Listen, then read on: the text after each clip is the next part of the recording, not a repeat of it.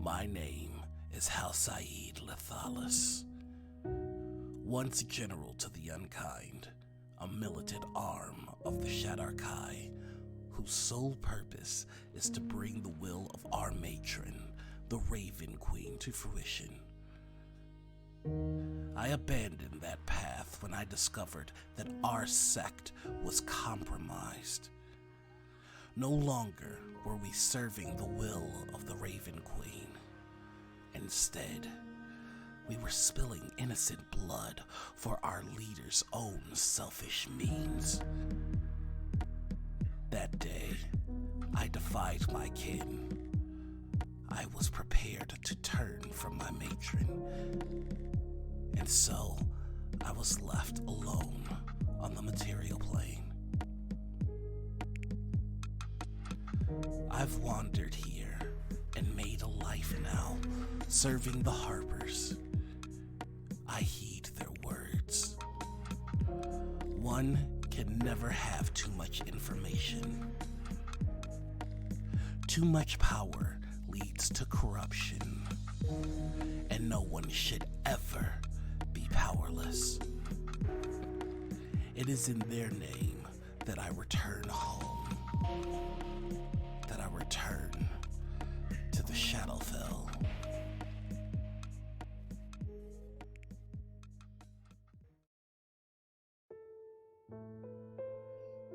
You wish to know about me?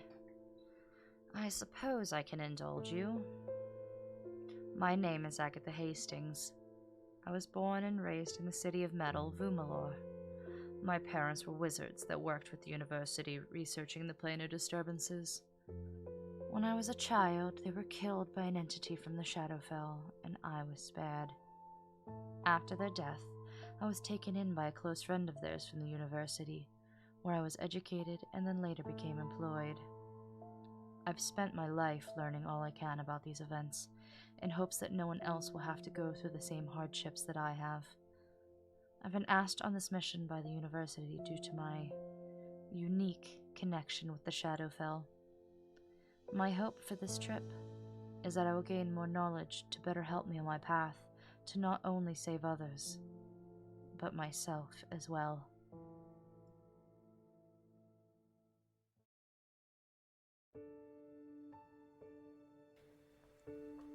Haha, yes, I am Alva the Resilient, but you can just call me Alva. As you can see, I am not from this world you call Etios. I am from a much different world. One day, I walked through what you may call a planar instability, and ended up here in your city of Vumalor. I met the most beautiful creature, and her name was Mercy. She showed me the university, and then I took her out to see the world. We traveled often, seeing sights unseen. We made our living doing odd jobs and investigation trips for the university.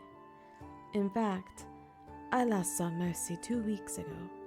She went out with a group to investigate this Shadowfell instability. Only 2 of her companions returned. No one knows what happened to her. So, that is why I'm here, volunteering, stepping up. I will bring Mercy back to me, and if I get a good story out of it, then that is not so bad. Here, let me enchant you with stories of worlds you will never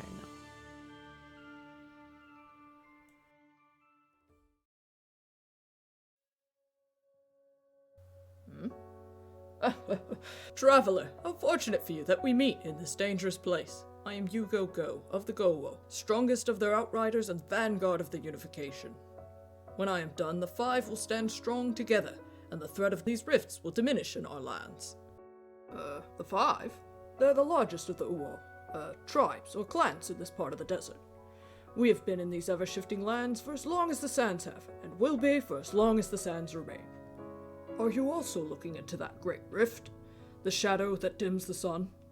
It settled over what is rightfully for the Gowo, but we've been unable to loosen its hold over the land. And I suspect that even the 5 together could not chase it from this place. That is why I've offered to aid the university. I believe their knowledge will prove invaluable in sealing the rift. Would you join with me in fighting this threat? Root out its cause, even should it send us into the breach? Then let us travel a while, and see if you might be added to the song of my journeys.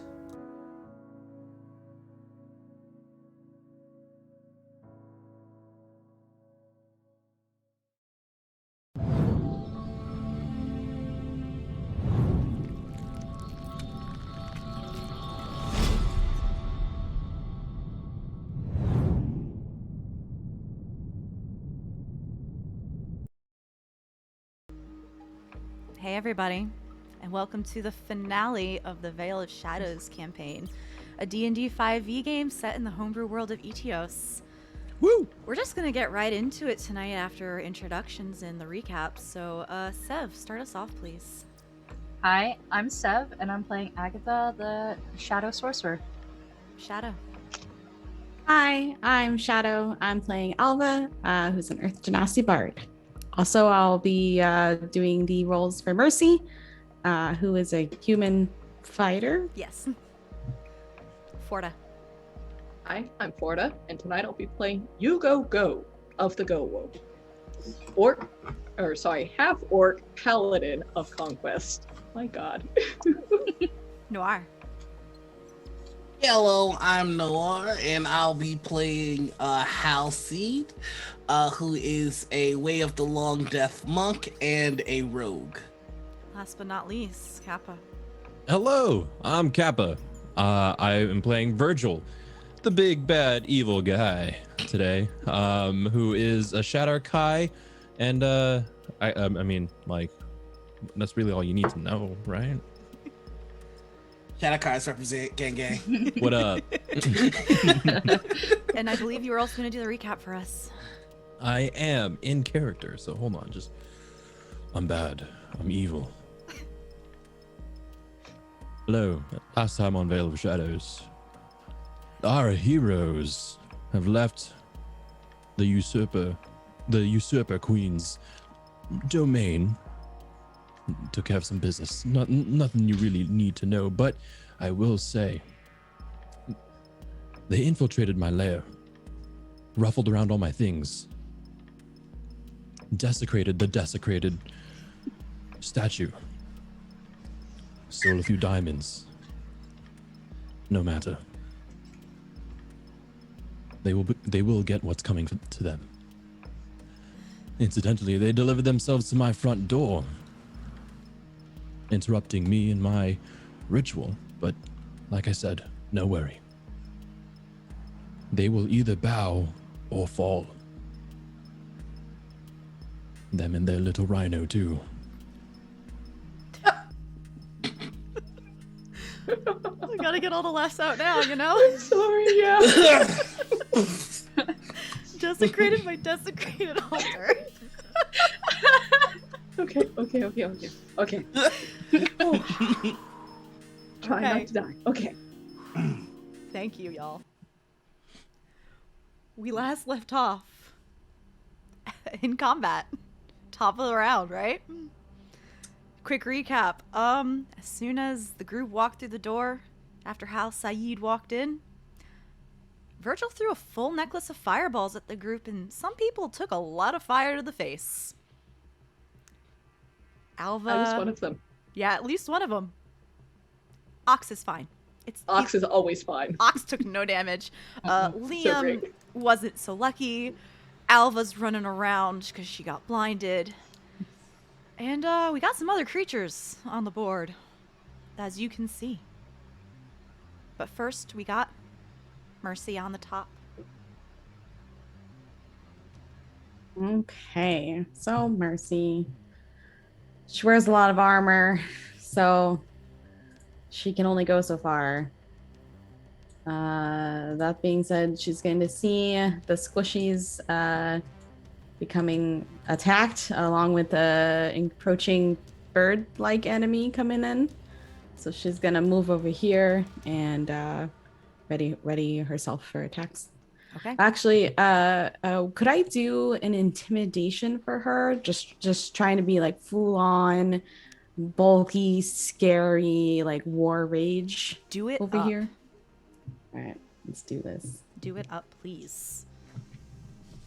First roll of the finale. It's fine. Okay, that's an 11. Yeah. Sorry. So scary. So scary. Virgil. So, to remind everyone what happened last time in our first round of combat, Hal came up to me and punched me like 80,000 times. And then his friends had the audacity to start wreaking havoc in my domain. So, Hal, I look you in the eyes. Excuse me, your friends are annoying me. And I will one, I'm going to cast a spell, but first I'm going to spend sorcery points, which allows me to mist away. I will mist. If you're looking at the map, I have misted over here. Excellent.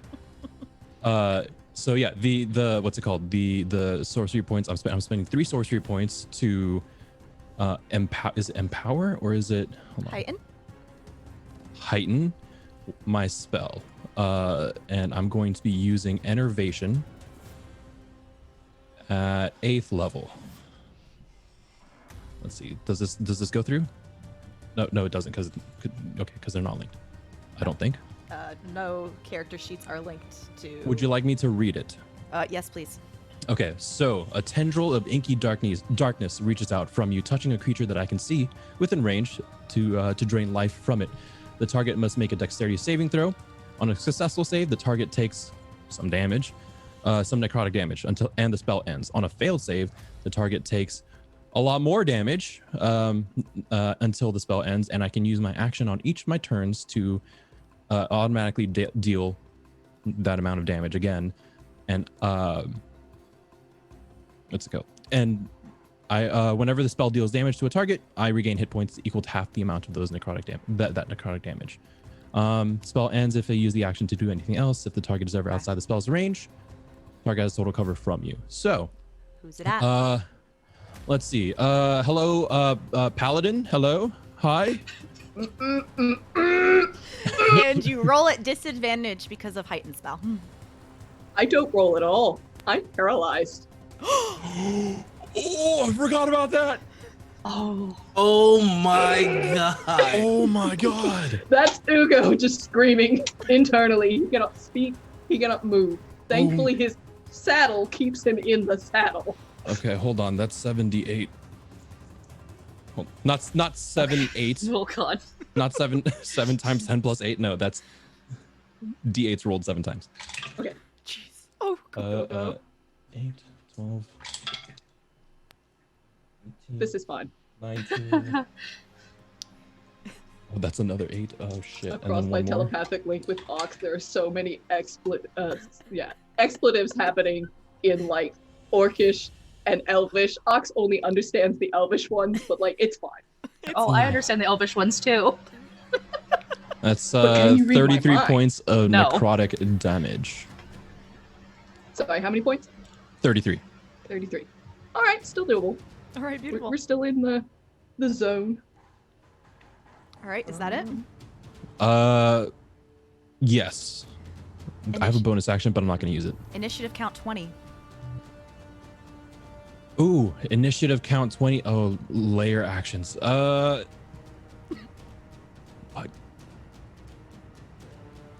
Yeah, the tile floor of the Citadel moves and warps in odd ways. This is considered rough terrain until next round.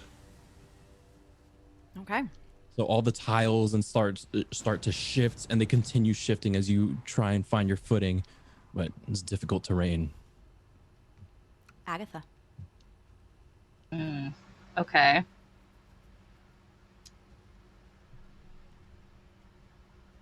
Well, I'm going to... Oh god, there's so many like area of effect spells. Do it. We're not doing that again. Do it. Do it. Hit me and your friends. Do it. Are you sure? No. I'll use let me make sure. Okay. I'm gonna cast Lightning Bolt at Virgil. You can.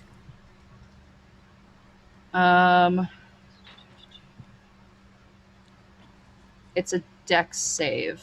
Dex save, okay. Yeah. DC. Of 16. 16. All right.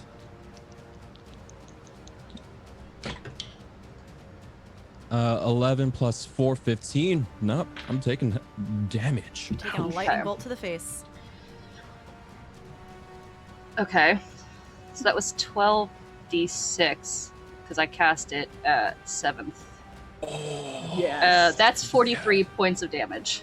43. Okay. Very nice. Okay. All right, cool. I'm just gonna have to Just borrow some turning health kinda from your like- paladin really quick. Agatha means business. Oh yeah.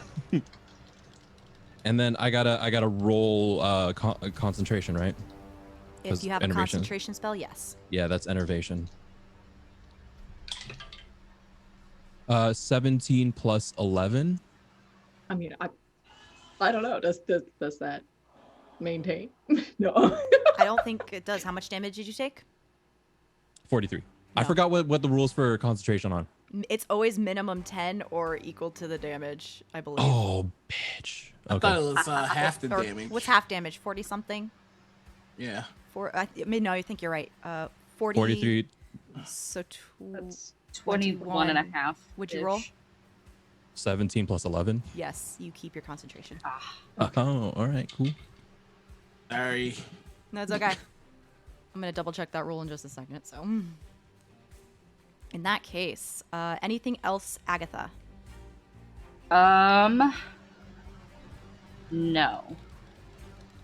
Okay. That is all for now. How's Saeed?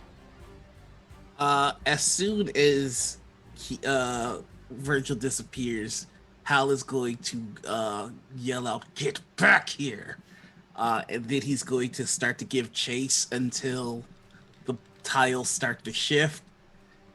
And he's just going to look at Virgil as he takes to fly, and he's just going to tell him, "Nothing is going to stop me from killing you." Yes. Then while I'm just hovering above him over here, that was only 50 feet and I moved 65. I am going to swing down with my spear. Okay.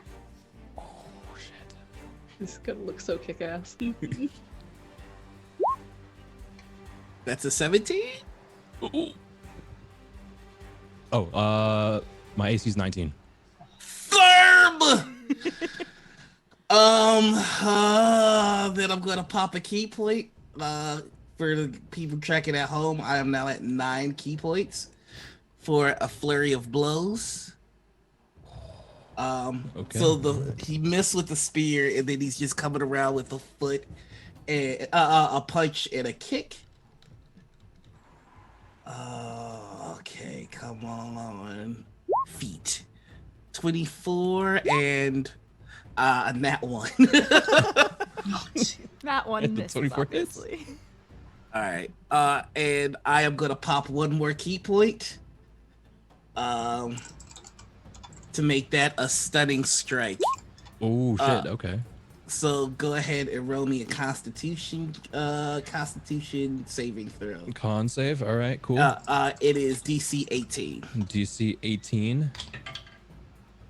8 plus 11. 19.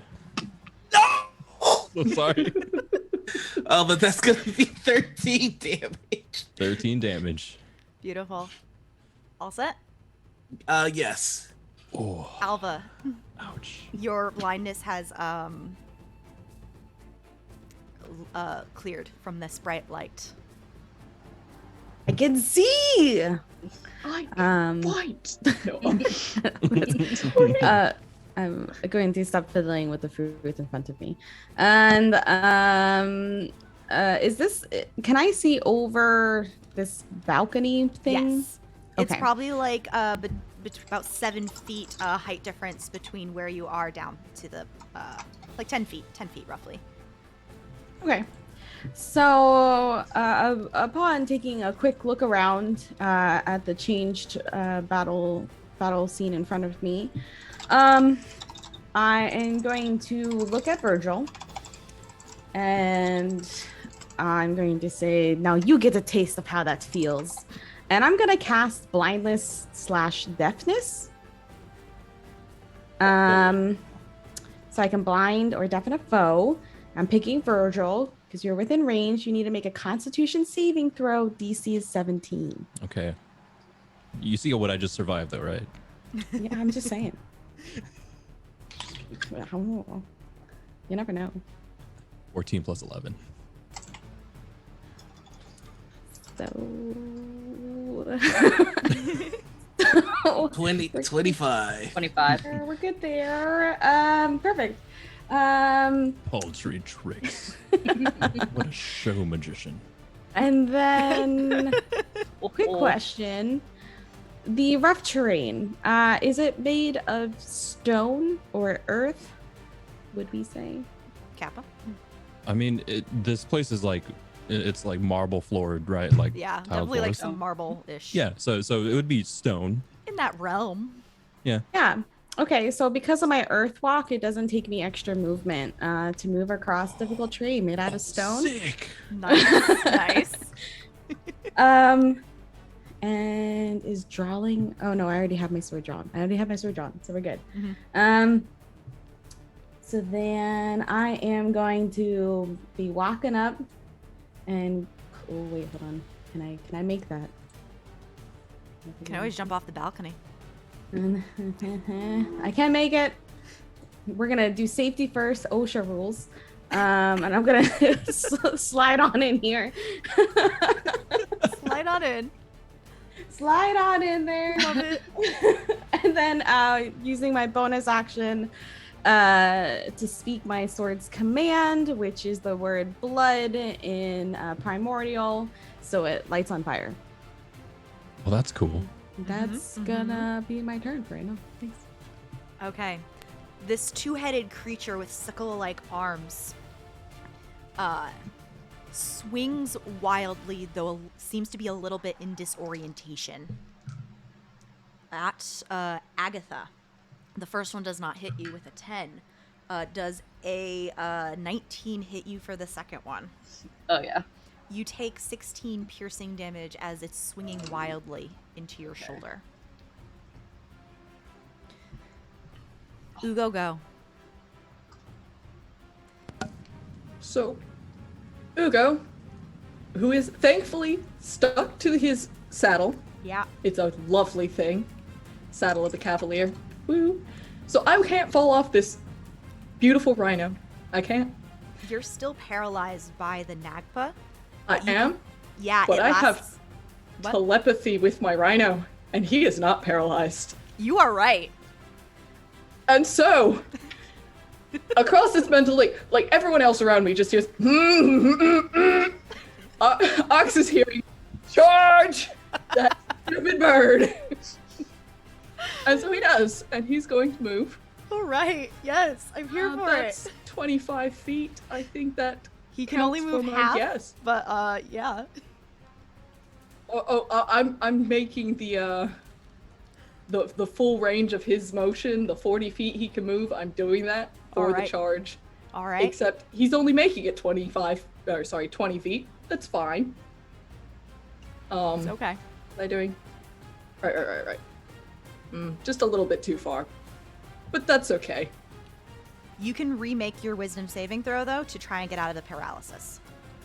In which case, I'm actually going to have him run kind of diagonal this way. Okay. And I can't move him.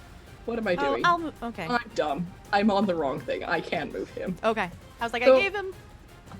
Ox just takes off in what looks like a random direction.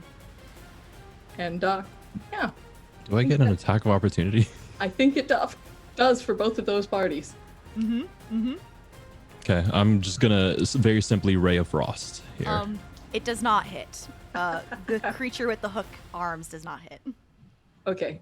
So, I'm sorry. How does your Ray of Frost go? Go ahead. Really, with Sentinel, when a creature within 5 feet of me attacks a target other than me, I can use my reaction to make a melee weapon attack against that creature. You can do it up. Oh. Y'all, All right, Ray of mechanics Frost, work. spear to the back. The mechanics work, y'all. Yeah. So as soon as he sees you turn to look at Ugoko, he's going to yell at you, "Pay attention!" All right, does Does a 31 hit? 31 will hit?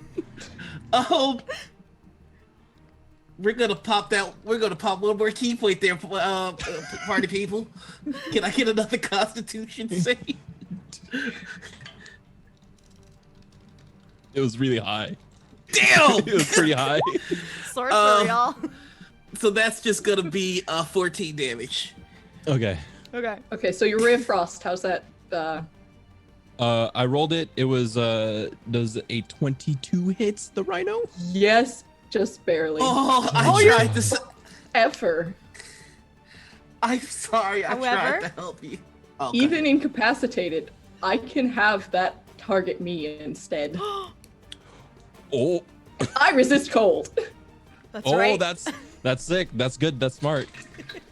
I feel like it's like very clearly aimed at the rhino, and then like something happens just as it crosses the threshold of that damn saddle, Nice. and just like yeet. Yeah, so you'll still you'll take the damage, but you just take half. That is 17 points of damage. Nice. So Reduced to half. Yep. So 8. All right. Anything else? Forta. Oh, right. What was the saving throw I got to do? DC 20 Wisdom. DC 20 Wisdom. Yikes. Come on, boyo. 7 plus- Shit! Yeah, he did it. You are no longer paralyzed on your next. You're no longer paralyzed. So like just one, noise. Rhino charges. He gets hit, and then he's just like, "I'm free." Sits up a little straighter. Beautiful. Okay, you all kind of see off the side of your corner of your eye. You see Liam move up to the balcony and kind of survey the playing field. And he, you know what? Right about here, casts a fireball at these two things. Oh no. Don't pull a me. No. Okay, so that's beautiful, absolutely.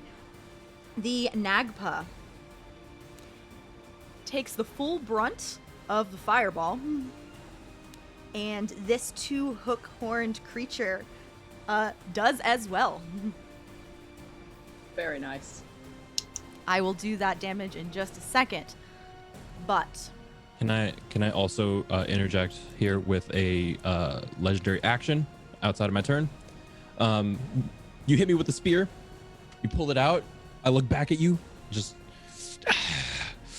and then you see steam coming off the wound as it closes, and I heal some points of HP. Excellent. okay. And then he does kind of slump against that table a little bit, looking real hurt. But in retaliation, this Nagpa right here.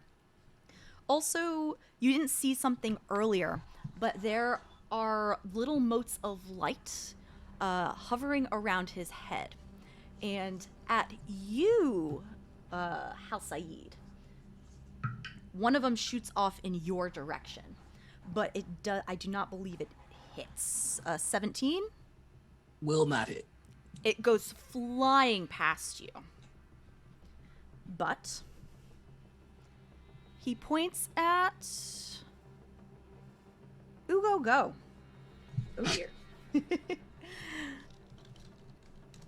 And you will need to just make a dexterity saving throw, please. Yikes. Okay. Ugogo's just straight up not having a good time right now. He is not. Dex save. Is that 15 plus 2 is 15 enough? 15 is not enough. Oh. It is a ray of thin green. Yikes. Oh no. Oh dear. Oh You boy. take a lot of damage. Yeah. You Please take don't a total let that drop you to 0. of 80 force damage. That's so much damage. Ooh, yikes. Oh. Ooh. Oh. So, 1 second, let me finish my math. I think that does drop me to 0. No. Just Oh, Does my relentless endurance kick in here? I will allow it to kick in. Okay. it does. Oh, that's so good. badass. Oh. You were just hit with a disintegrate spell. Oh, Oh. You want to describe how this happens? You keep from getting turned into ash.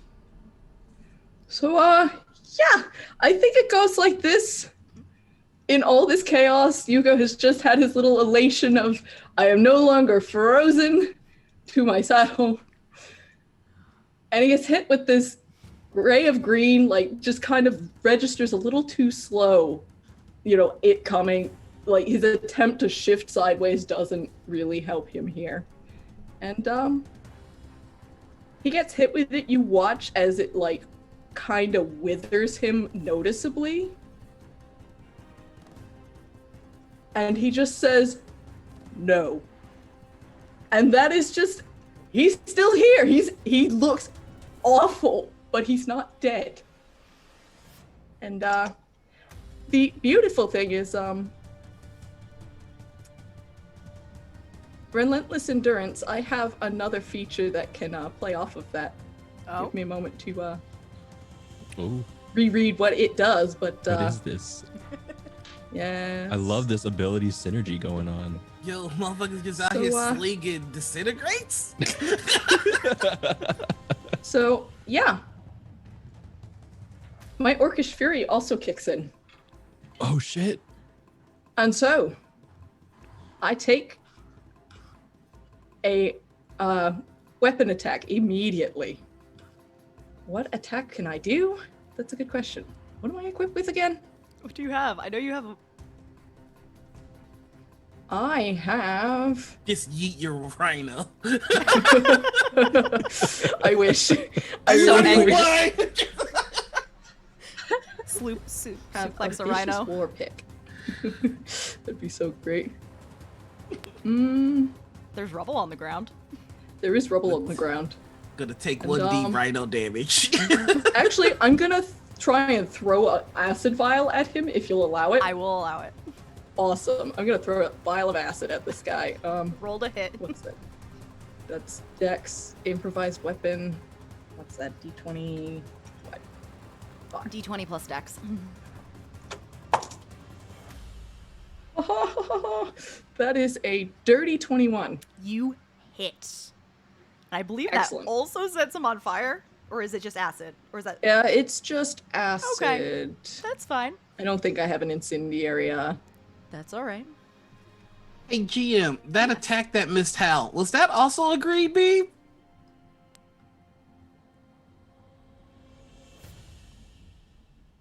No, I'm just curious. It was one of the little motes of light. Oh, okay. Oh, no. Which one? You mean, You sit down and attack before this round towards Hal. No, I forgot think what it was. it was a mote of light above the head. Oh, okay. Crown of stars. Oh, Okay. Okay. Yeah, so 2d6 acid. 1 second. Fuck. That's 2 acid damage. Hey, it's better than nothing. Okay. Back up to the top of the round with Mercy. Okay. There's a lot going on here. There's a lot going on here. The ground is still all messed up, right? Correct. Okay. So Mercy's just gonna walk up to this guy who is throwing around beams of light over here. And is just gonna attack with her warhammer. Just start pounding. As she goes to about to make the first hit, you all hear Liam scream over the balcony, "Aim left, his head's gonna be there." She rolls a 19 on the first hit. She crits on a 19. Excellent. Pause. But Pause. the other ones you're gonna have to roll for. Okay, because she gets an extra attack. She gets 3 attacks. She gets 3 attacks. That's right, because she's a fighter. Okay, so let's see for attack number 2. Well, that's a 12. No, that does not hit. So, and then that's a 22. That one does hit. Okay, so smacking, aiming at the left. And just to be clear, in the left, is there nothing on the left? Is the head visually not to the left? Okay, that's why I just want to make sure. My own brain. And as she swings, it moves just in time to meet the sword. Yep, just in time. So that's going to be 11 bludgeoning damage for that second attack there. Okay. Did you roll for the first? Oh, the first one. The crit. Lit. 2d8 plus 5.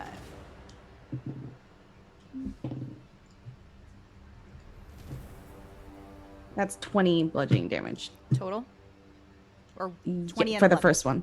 Okay. 20 and 11, yeah. Thank you very much. Is she doing anything else? That is all she's going to be doing at this point in time. All right. Virgil. Okay. I am going to very quickly look over at Ugo and just later and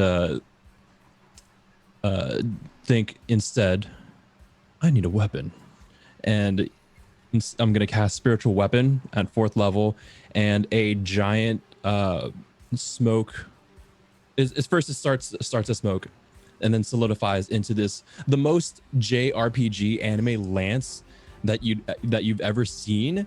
It's gonna maybe materialize 3 or 4 feet above Virgil's head and then slam down point first into, hold on, who's on the map? Kappa, before you do that, you hear Liam say, "Fuck you," and cast Counterspell. Oh, you bitch. Yes. Yes, Liam. I'm not sorry that we were mean to him, but I am glad that he's feeling nice I about it. feel like he's doing this because we were mean to him. Gotta It prove made himself. him stronger. Ooh, okay. I'm gonna give him a dirty look then. Instead, let's see. That's my bonus action. For my Yes. action, instead, I'm gonna go look over at him. I need you gone, and I'm going to summon my Hound of Ill Omen. Oh shit. It's fine. Sick him, boy. And then instead the smoke, like upon being counterspelled, the smoke dissipates, and then as I say that, it starts to rematerialize into this giant dire wolf black dog, where you can't really see the details, but the smoke just kind of falling off of it. The eyes are just red, this red light, and it's gonna start heading towards Where does it get summoned? I brought it onto the map for you, but sure. Let's see. You know what? It'll end up there, but I want to have it like start a little bit further away and run up. okay, to be intimidating as hell. So, yeah, for the intimidation points. Cool. Beautiful. So yeah, and I mean that's just I can only summon it this turn, right? I can't like do anything with it. I can't remember off the top of my head. I think it's Okay. Sev? I I know you also have a puppy. Well, Hold on. this round we'll just say quickly that for time it's making Sure. its way there. yeah. Sure. Yeah, Initiative count 20. that's fair. Yeah. Oh, initiative count 20. The ground solidifies back to regular flat tile.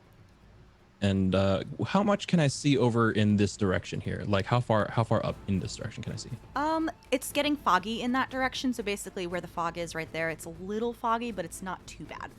Okay, and then I'm gonna go look at Virgil. I need you over there, and then teleport. Attempt to teleport. You're gonna need to roll a wisdom saving throw. You said Virgil. Who did you actually mean? Hal. All right, so what do I need to roll here? A wisdom saving throw. DC is gonna be 18. That'll be a nat 20 as he just looks you in the eye and goes, "No, I'm not done yet." You feel yourself trying to be moved by magic. And just the slightest twinge of like displeasure. Just. It doesn't say whether, like, on the sidebar if you can That's fine. attack right away. Okay, So we'll just play it as it's summoned on the So I just read it. When it comes out, you have to roll an initiative, and on its turn, it can do whatever it wants. For simplicity, let's say they act on the same turn. Yeah. Sure. Okay. Agatha. All right. Having seen what the bird did, I'm going to turn towards it and just go, stupid bird. And right behind it, about here-ish, I'm going to cast 8th level, Jeez. the Trollic Sphere. I know that spell. It's not good. Oh my god. Okay. I know it's not good. Dex save of 16. It fails. So, I gotta go to the sidebar. The Trollic. That's a lot of dice. That is Okay. a lot of dice. Takes 10d4 acid and Another and more acid damage at the end of its turn. I see on my sheet it says 18. oh. D4. Oh, because you upcasted it. Yeah. Yeah. Yes. Do you want me to I have a dice roller up. Do you want me to roll 18d4 for you? Well, it has it on Oh, like roll D20. D20. Yeah. Perfect. Go for it. I rolled 43. Oh, beautiful. I love it. So this green ball of mist just appears behind it as she goes, "Stupid bird," as it saw what he screeches. tried to do to Ugo. It screeches in pain. Anything for your bonus action?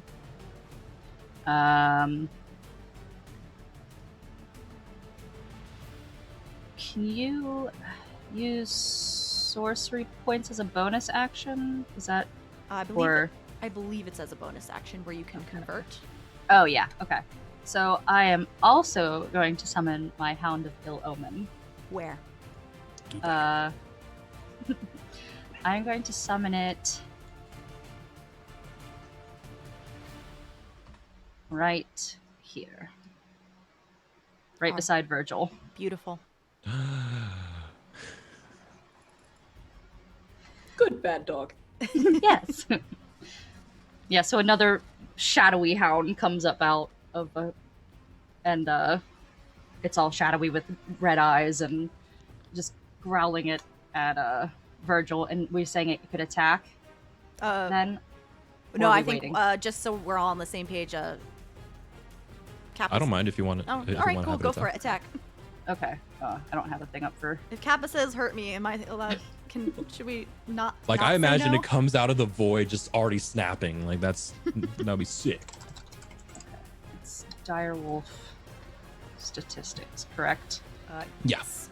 Okay.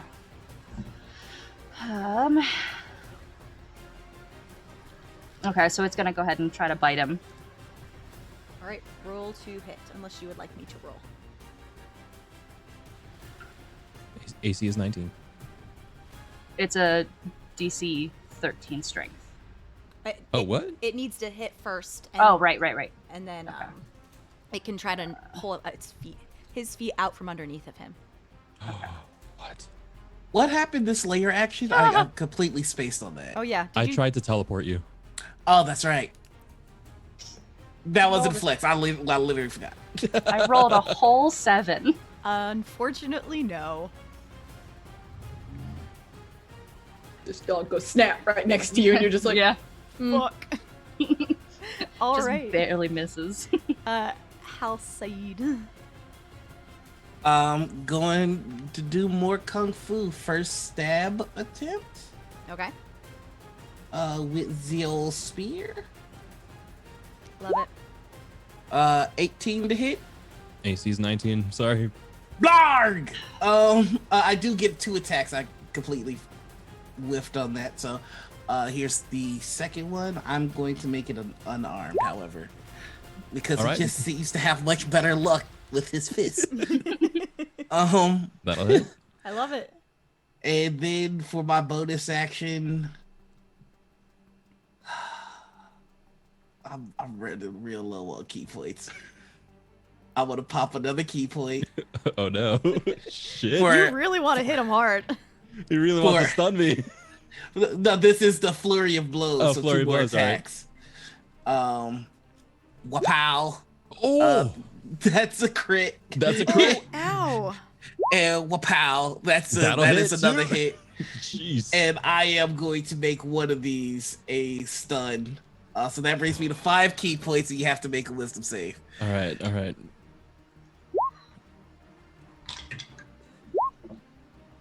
16 total? 16 is a fail! No! Oh my god, beautiful. My stunning DC is 18! I finally did it, Lord, thank you. Let me just get the last bit of this damage. So that is going to be 22, 29, 36. 36 points of damage. All right. As he's just yelling at you. Focus on me. Hal means business. He does. He fucking does. And that is my turn. Oh, I need to roll freaking con saves too for concentration on. Oh, that's right. 21 for the first one. Yeah, that'll beat it. 28 for the second one. In terms of damage, the most damage I did to you in one strike was 18, so you'll probably 18? be fine. Okay, yeah. Yeah, I don't think you can fail. Yeah. Monks can hit a lot, but not very hard. Yeah. All right, cool. Concentration. And I have a cool 78 points of health waiting just in case. Alva. Okay. So with my flaming sword, You're stunned, so you get attack advantage. Yeah. oh, that is very, very true. And Oh, I so forgot we- one last thing. I just need to roll 1d8 for the sneak attack damage. I'm sorry. Right. Do it. Probably Do it. 1d6. D6? Yeah, so it's just 4 more damage. All right. That's it. That's I'll it. take That's it. all. Sorry. It's fine. It's fine. All right. So flaming sword, we're gonna go in and we're gonna attack, and so that's with advantage. That's 16. That's the first one. With advantage is 21. That'll hit. Okay. Ow. Well, it gets a little bit more owl here in just a moment. Oh, does it? Tell me. yeah. Tell me more. So, tell me more. Tell me more. Tell me more. Wait, I don't want to get too into it. Never mind. All right, so that's gonna be 7 piercing damage Hit me with your plus flaming sword. 12 fire damage, Okay. Ow. Ooh. Okay. and I also get to attack twice. So I will also attack again. All right. This time. Also at advantage. Yes. This time I will also be taking a defensive flourish, which I'll get into that if my attack hits.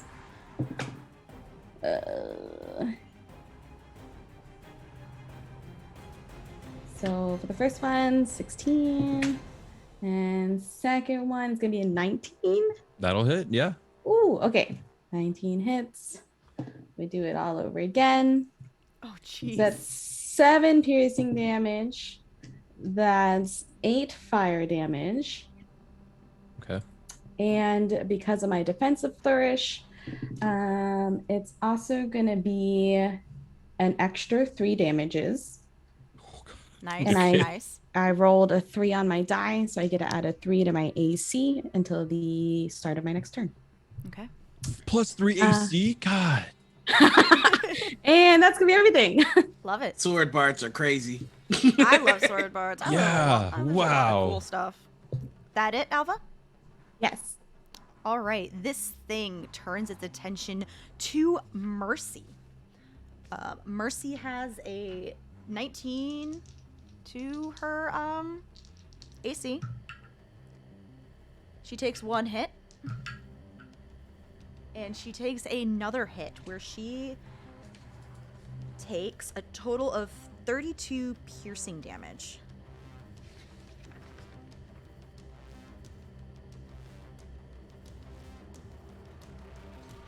As well as since someone has dealt creature to this thing, you see it getting really angry and its attacks become more precise after Mercy originally hit her. And she also takes 19 psychic damage. Ugo, go. All right. So the Nagpa is still standing, right? The Nagba is still standing. Good. Ugo's looking at it, and he looks between it and the kerfuffle kind of behind him, and he just nods. And he points his pickaxe at him. And Ox kind of like does this little... Rhinos can't rear in the way that a horse can, but the way he like turns, ducks his head, you know exactly what's gonna happen next. So, the rhino comes full bore at this Nagpa. Beautiful. And instead of trampling and goring him underfoot like you thought he might, Ugo instead takes an attack at the Nagpa. Okay. Which I make with advantage because a Nagpa is not a large creature. Oh my god. So, let me move myself over here into his space. Withered, shriveled Yugo just kind of leans over and takes a good old whack at this Nagpa. And I'm going to dump a whole lot of things into this, so bear with me. And if you want, please move on. I'm dropping at least one smite at... Please. You will not... Liam says go aim right for the head, and you roll an 18 on the first hit. Excellent. So I'm going to drop a what's the word? Smite? Yes, a smite, but a specific smite. And Beautiful. gotta Thunderous, wrathful, branding, blinding. Is Ugo just about to hit the delete key on this this knife? Yo, I'm, they do a lot. Hey, paladins do a lot of damage, yo. yes. Come on, I'm Valleys. going to Just drop highlight a delete. frickin' I'm actually gonna drop a blinding smite on him. Okay. It's a good one. And yeah. I don't think I can upcast that one, sadly. Paladins, yo. I wish. Paladins. But Are you doing any other attack actions? yes. Okay. If you want to So- make the attack to see if you hit, and then we'll go on to someone else while you roll damage. Yes. One moment. So one of them you said is an 18 On the die, yes. on That the will die. hit. Well, that certainly hits, I think. Yes. Because yeah, I get a plus what to my A lot. a lot, yeah. Let me double The check. blinding smite does radiant damage. It does, yes. And I will roll a Constitution saving throw. What is your DC? Never mind, it does not pass. you know. A But seven- that's all right because I'm just gonna drop a whole bunch of damage on him. Okay. He fails the blinding smite. So he is blinded. Oh, come on, get out of here. You can do it.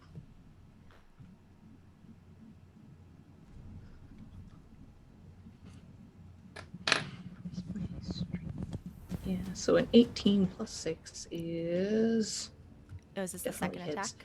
Or, sorry, no, I was trying to make sure what my actual Bonus was? bonus was. Okay. Damn, that was really low. Good thing I can make like 3 attacks.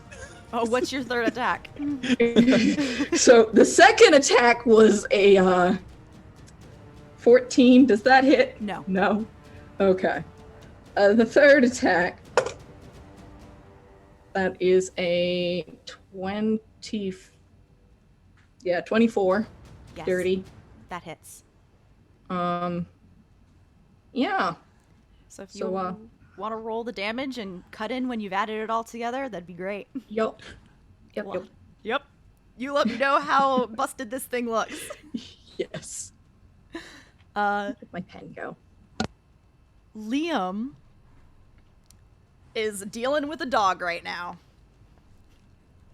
And he curses a lot. And makes his way over here with a misty step. Because absolutely not. And then he fires off a ray of frost at you, Virgil. Nat 20. Holy butt. All right. Come at me, Liam. He probably doesn't even like you. I know, right?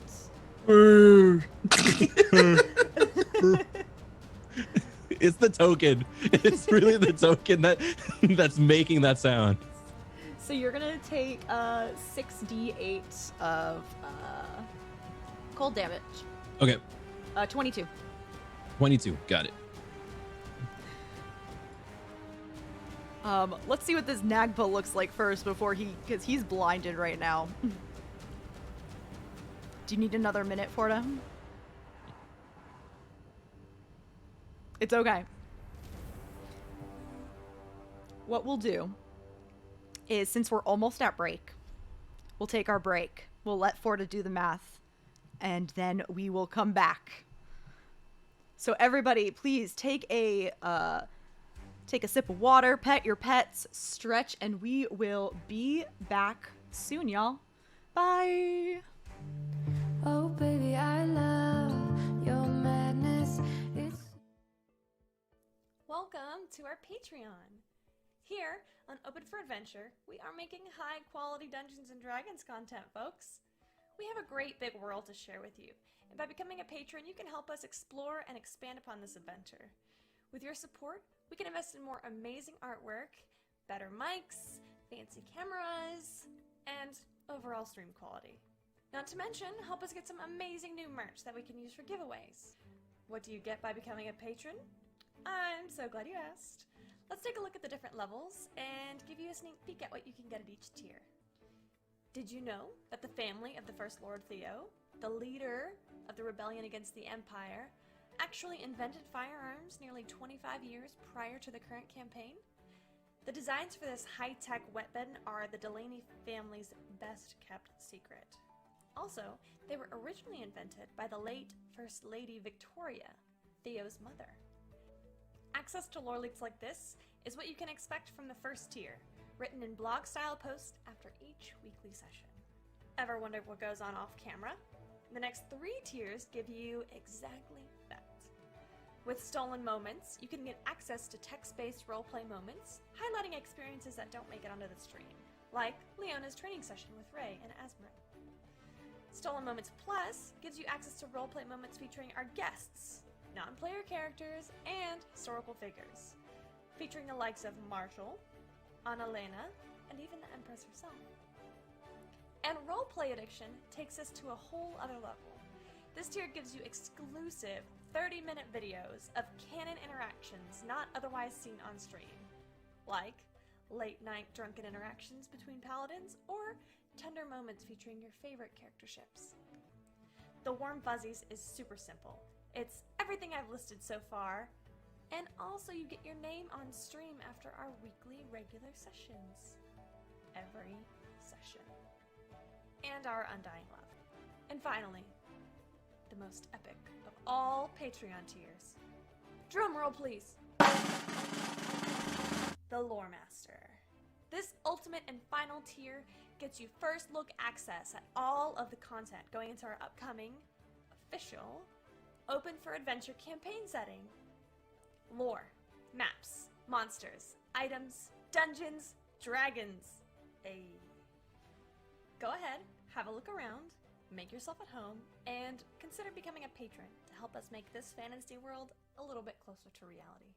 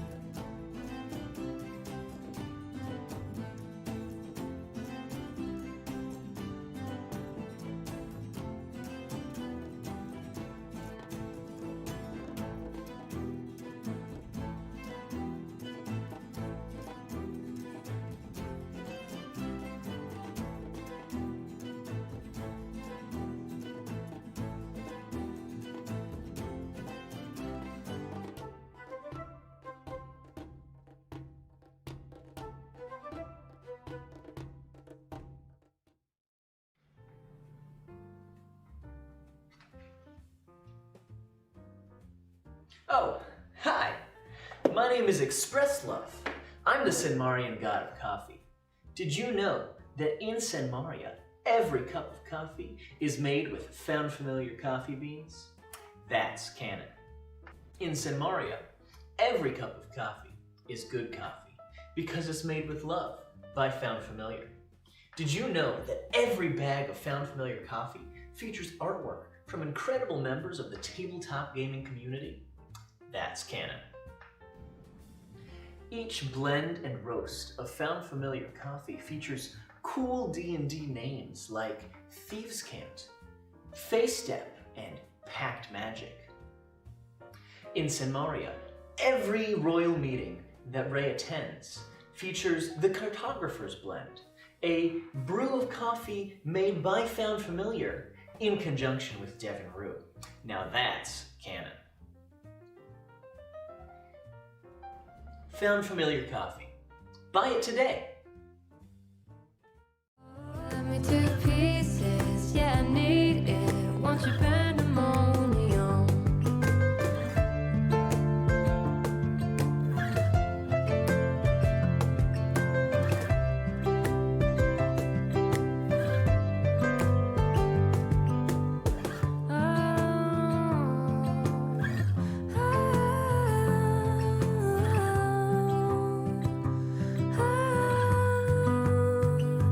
Give me your freedom. Whoa, yeah, to pieces. Yeah, I need it. Want your pandemonium. Life is so easy. Whoa, you love me to pieces. Yeah, I need it. Want your pandemonium. Oh, baby, I love your madness. It's so incredibly beautiful. Oh, you shine like gold, so selfless to all, and wild like an animal. Some would say I'm insane in the right and away, but I just love to play in your fun and your games. Always hungry for more, that's just how I was born. Take me somewhere I don't know, and give me your freedom. Whoa, you love me to pieces, yeah, I need it. Want your pandemonium, life is so easy.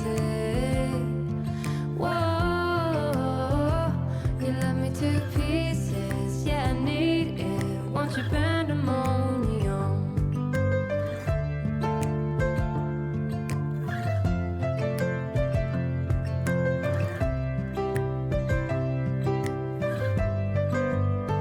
The limit of love is endless, I know.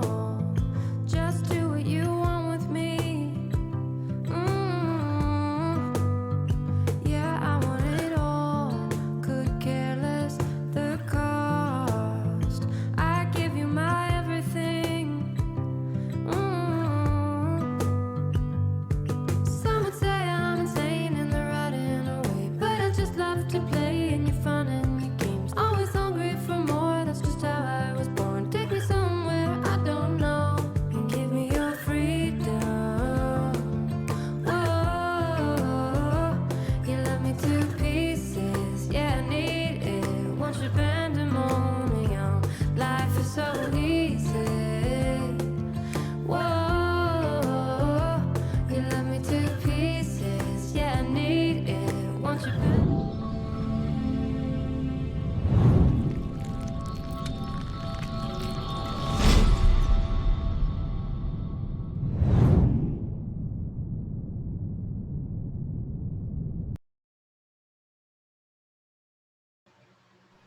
Hello, welcome back from break.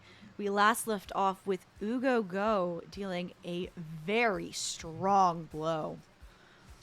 You hit him very hard. You see his beak crack. And he looks at you, looks at Virgil, and disappears. Damn. Virgil, basically any arcane spellcaster recognizes a dimension door. Yeah. It's gonna Coward. save his feathers. Ugo and Ox both bellow after him in just absolute frustration. So does that count as movement for the damage? He is out of range. Oh, he still doesn't take the. Okay. Well, you can roll it. I'll say you can roll it if you would like to. What was it? 5 D4. I'm gonna. Oh, I can't do anything. Oh wait, yeah, no. Can I still take legendary actions while? Depends what What's it that? is. I'd say which It's one. it's the healing. Yeah, you can do that one. Okay.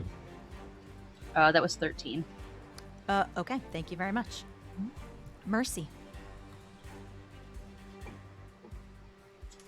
Okay. Oh, I accidentally did damage to myself instead of healing. It's fine. You don't have to heal. You can keep that damage. No. Yeah.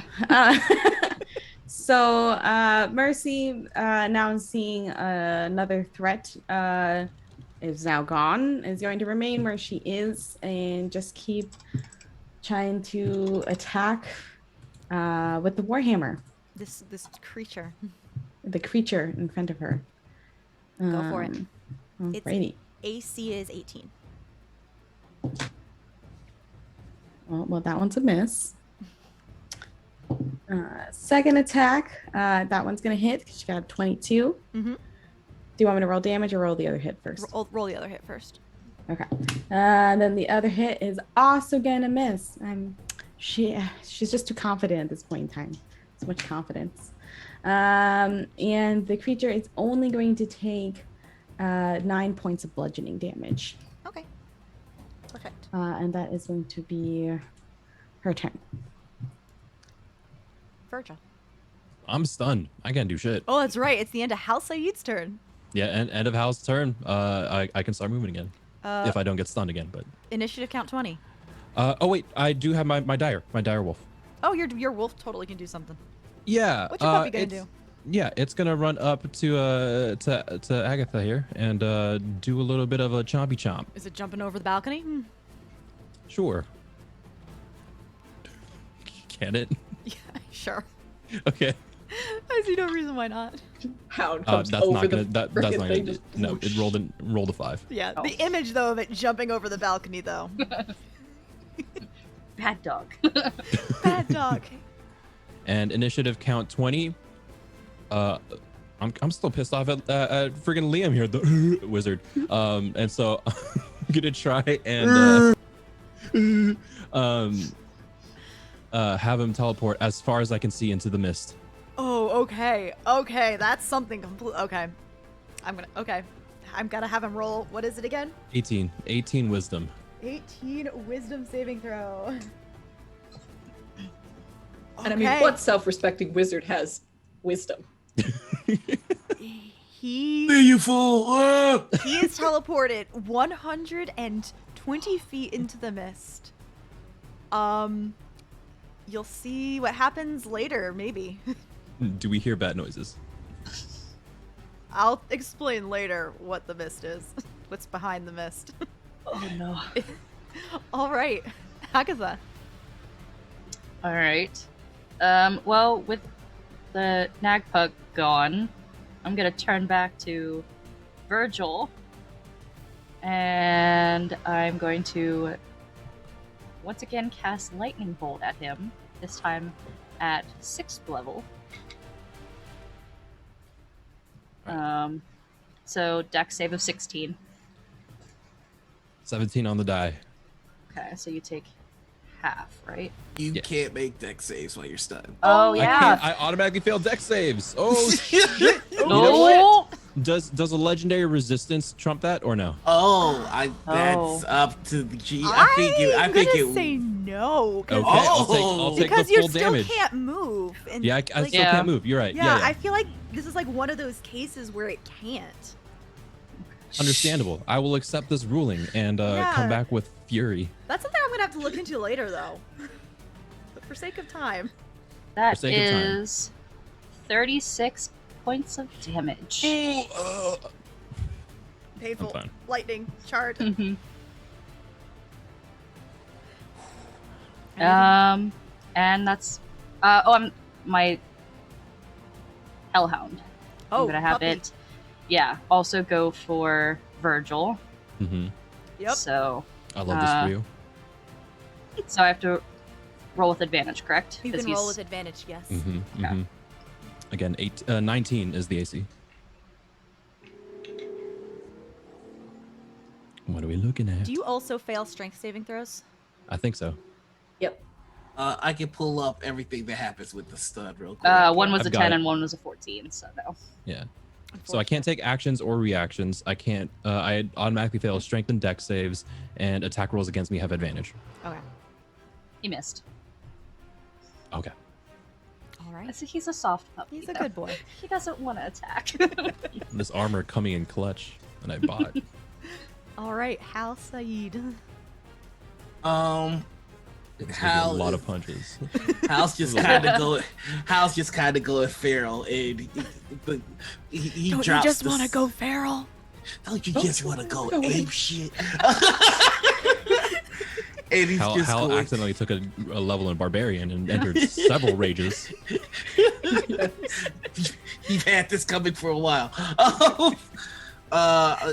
So these two are the first attack. So Okay, 21. 21. Hits. This is the second attack. Hits. 26.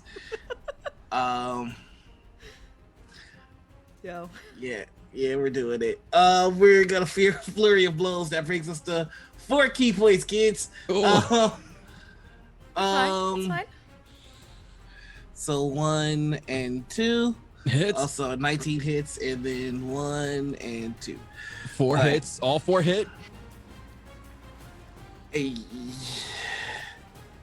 And one of them's gonna be a stun. One of them's gonna be stunned. Three key points there, buckos. Let's see what you roll. All right, here we go. I'm rolling my good dice here. That's a 19 on the die. Why can't I have cutting words as a monk? I just need him to be down by 2. All right, that's fair. So it's damage time.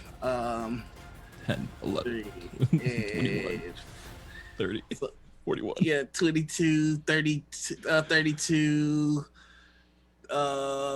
41 damage. My God! Ouch! Whoo! And with each punch, he's just, you lied to me, and he's just going at him. This is personal. It is very personal. Oh. Love And it. yeah, he's feeling pretty. You definitely start breaking skin with these punches. The bruises are starting to add up. What was once calm, cool, composed is starting to look like a little bit like, okay, this is serious. And now you can move. My turn is up. Alva. Okay.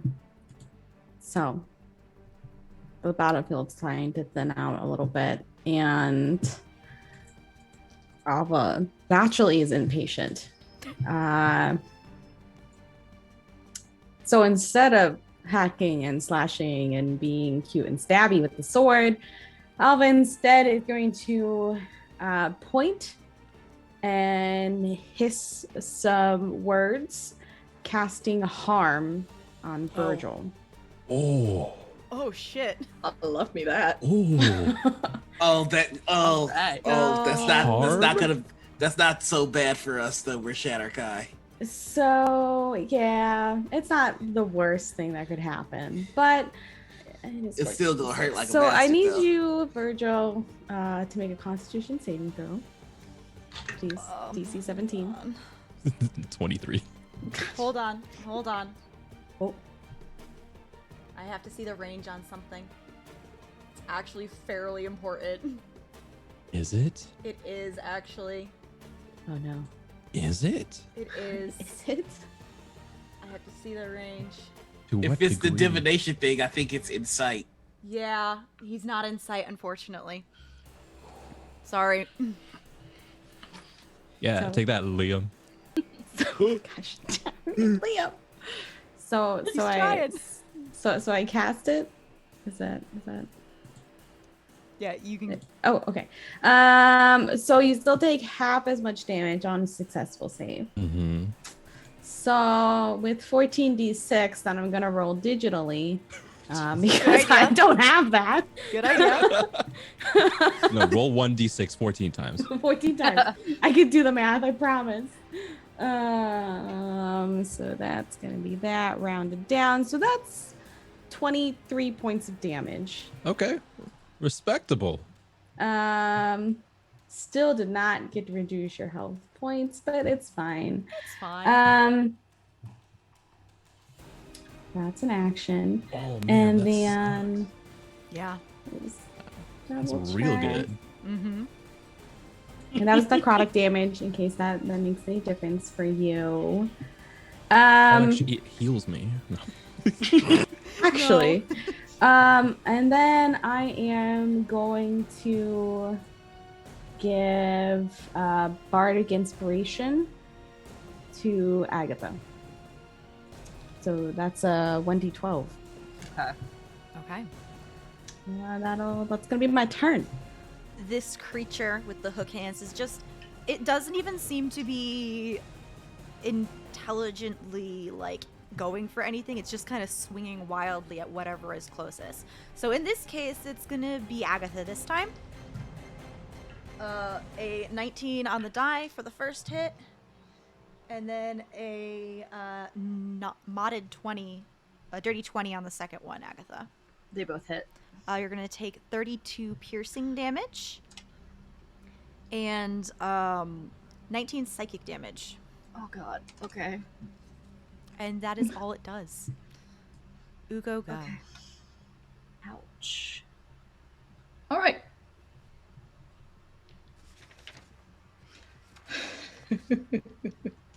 Well, everyone is all smooshed up on each other. So there's not really a good, clear way to get Ox in there. So, Ox Lorge. yeah, Ox very large. Ox big. So Ugo's going to, let's see. So I'm going to use Cleansing Touch on myself, because fuck your innovation. Okay. So that is no longer an effect on me. And as a bonus action. What do I got again? Oh, I know what I'll do. I can get some fun into this this little mess. I'm going to drop a spiritual weapon right here. And that's where I'm going to start it. I'm going to upcast that, mother. And I'm going to upcast that to 3rd level. Love it. Do it. So there's that. And yeah. Let's take a look at that. So that is, let me roll that to see if I hit in the first place, that awful looking thing. What's that? 21 hit? Yep, that hits. Awesome. Then that is 2 plus 3, can roll thing. That is 8 points of, I think that's psychic. Let me double check. Force. I think it. No, it's that's either force. Yeah. Force. All right. Any And movement? yeah. Yes. I'm actually, and this is a bit foolish, I'm going to start making moves towards the mist that I saw that Liam go into. I'm gonna try and go get him back. We just got him. I need to go get him. All right. So, gonna move the maximum of Ox's movement. That's 40 feet. Yep. And I'm gonna enter the mist. Okay. I'll tell you what you this- see next turn. Doesn't destroy me. It does not destroy you. It's cool. It feels like cool water mist. Liam does something. The Nagpa is no longer in the order. Mercy. All right, Mercy. Is a bit concerned about Ugo just charging off there, but realizes, that the slashy thing in front of her is really the greatest threat right now to Agatha.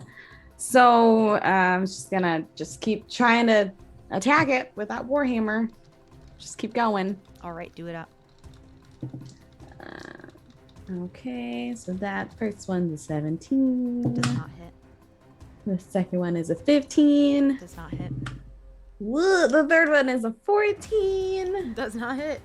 But she's a fighter, so she is going to action surge. All right. And try to do it again. Fair. One more time, everybody. I have faith in her. Once more with feeling. Okay. And that's another 3 attacks, right? Yes. Okay, correct. So that's a 25. We're already doing better, everybody. 22. That hits and a it. 28. 22, 28. What was the other one? 25. They all hit. Perfect. So, making up for lost time here, everybody. Just took a quick breather after that first one, and then went, hey, wait. Let me move up a little.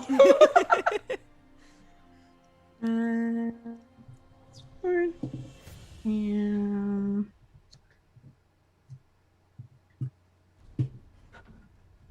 This is all she's going to do.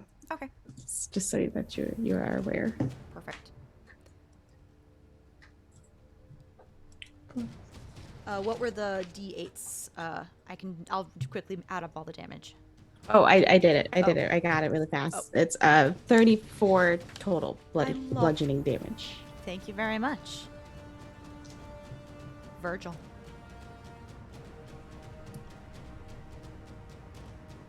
You're muted. Yes, I am. All right. It took so much damage. But Virgil is now going to realize I need to make some space, and so he's going to look over at Hal and go,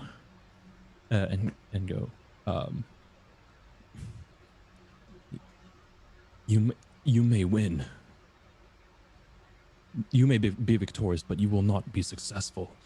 And I'm going to cast Thunder Step, catching several people. You see the aura, right? Right, Mare? Yeah, I see it. I've been seeing All right, I'm casting Thunder Step at 7th. What's my highest spell slot right now? 7th level. Let's go. Oh, okay. So that is going to be a con save of 14, so not that high, but that's also going to be 7d10. 1, 2, 3, 4, 5, 6. Also hit the angry. Sure. You don't care. It's fine. I am going to. I hate this. I'm gonna have to use another key point. Everybody make that saving throw. It's literally everybody. What is it? What was it, Kappa? 14 on con save. Con save 14. Also, Agatha, you have that bardic inspiration over 1d12 if you wish to use it. Right. Okay. Including myself? No, not you. Everybody Okay. except Ugo, Go, and Ox. And Liam. And Liam. And Liam. We got a already 19. established. Liam's somewhere. We don't know.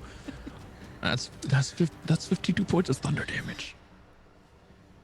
Where are you going? Yes. I'm Where are here. you stepping to? Yep. All right.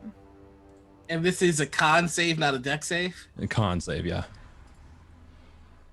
Okay. Well, Mercy gets a nat 20. She's fine. She takes half. Oh, no. Okay. What was the total again, Kevin? 52. So half would be 52. 26. Okay. She beefy. This is fine.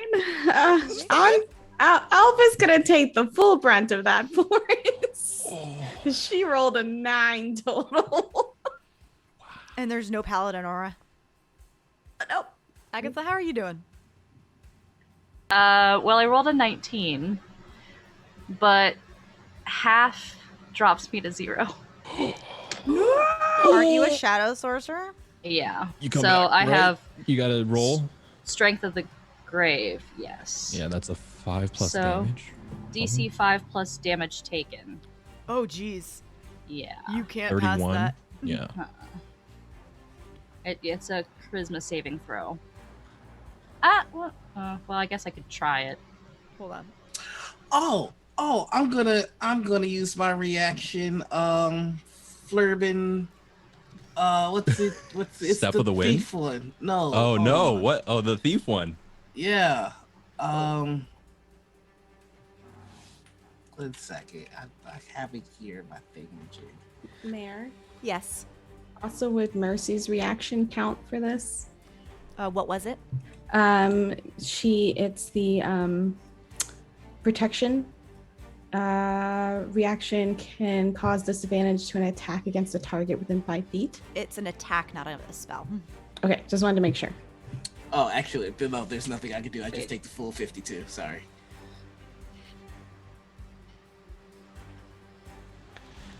Hold on.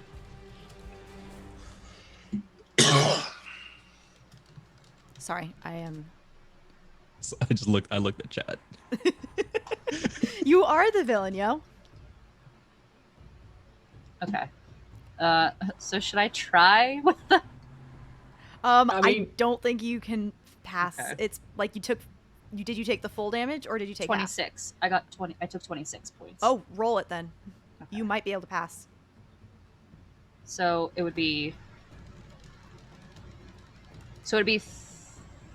DC 5 plus damage taken, so I'd have to beat a 31. What's your charisma modifier? Plus 3. You can't Yeah. You can't pass that. Yeah. Okay. So, 26 points. Yeah. Okay. Okay.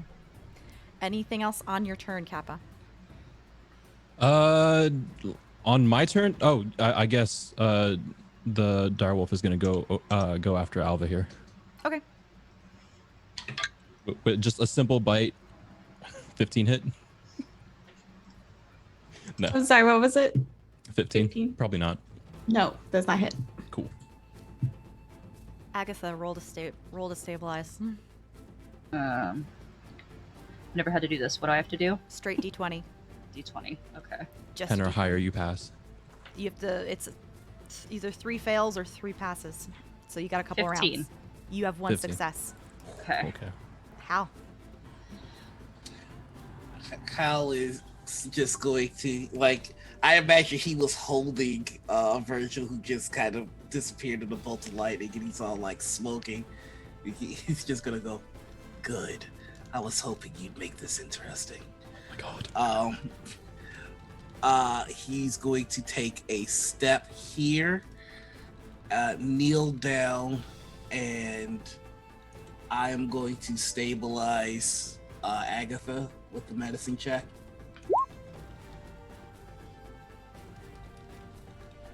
And then I would like that'll be my action is to stabilize Agatha.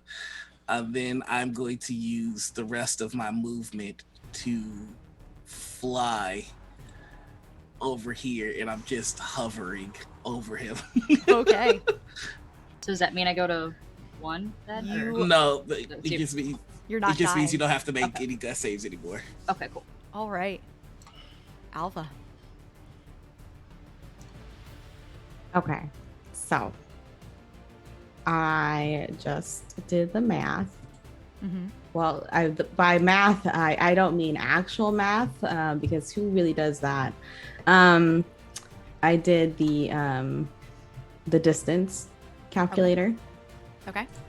Well, let me do it one more time. I have to verify one other aspect.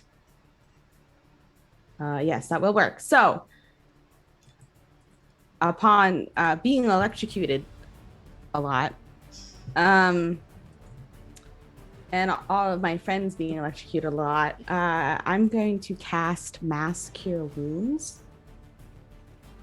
It is going to be centered on the distance. It's Right like about this here. square right here, Mhm. which I will be able to name everybody that's in my party. So each target is going to gain some hit points here. Let me just click the button because I don't have that many dice. And so everybody gets 15 hit points. Healed back. Including Ugo Go, I think. It's within 30-foot radius. Oh, 30-foot radius. So, Okay, never mind. yeah, Sorry, Ugo. easy. Sorry. You Damn. moved into the mist. Am I in that radius by chance? You're in that Yes. radius. Yeah. So I gave 15. Yay. Yeah. So I'm not you, dead. Yay. Mercy, Agatha, myself, I'll get 15. Whew. Beautiful. Okay. And then we're gonna take my movement here. Because I'm sick and tired of looking at this guy, and I'm just gonna step up to him, and I'm just gonna look him right in his little beady little eyes and just say, "You better run too." And that'll be my turn. Okay. This creature looks at you with not a lot of intelligence in its gaze as it slashes at you. That is a dirty 20 and a 22 for 32 points of piercing damage.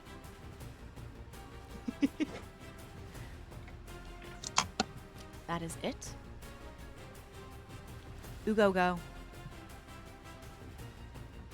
You look out into this mists and you see a portal into another plane. In front of this portal, you see a blinding flash and orb where you cannot see the full extent of where all this power is being drained into from the Shadowfell. But the landscape beyond, you see Liam on the ground, face down in dead grass, in a dark sky. It is not a world you recognize.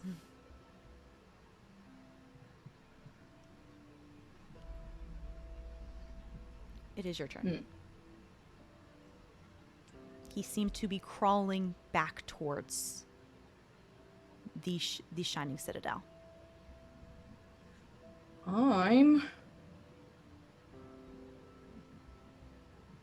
Huh.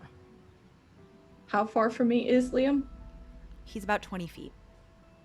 20 feet. He looks Okay. still really hurt. All right. Okay.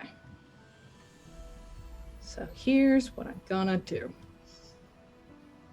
I'm going to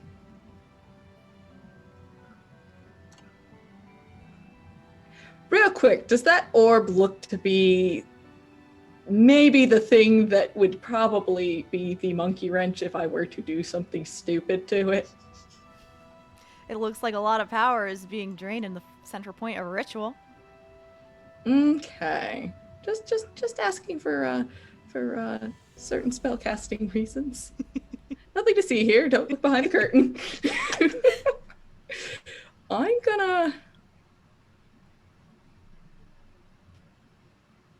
gonna do something only mildly stupid, I promise. After I look at something real quick, because I want to see if this even has a chance of working. Oh. You can do it. I have faith in you, Ugo.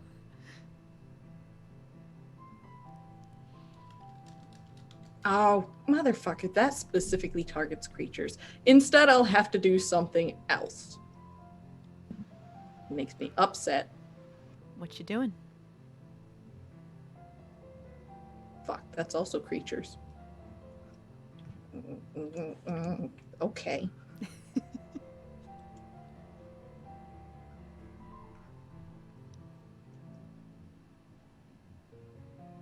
Oh, you know, I have Cleansing Touch.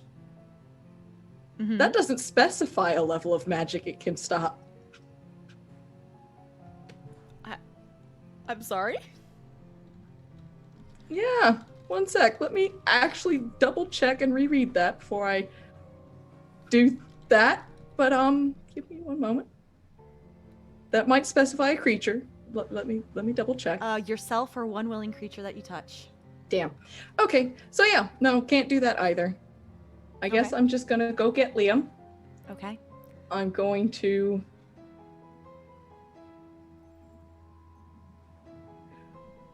dump 20 points of lay on hands on him. Okay. And then I'm going to go over to this orb. Rather, Are you grabbing rescind him that. or are you? I am grabbing him. He's being hauled up onto Ox. Okay. So I can do this lay on hands. As you enter this different plane, it is cold and the gravity feels very heavy. There is a strange magic in the air. Okay. But you are okay. But it is very much different than the Shadowfell or the material plane. All right. So for now, I'm mending him. I'm gonna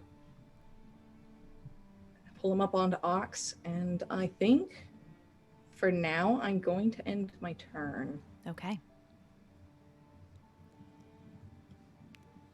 Yeah, I think that's all I can do. Okay.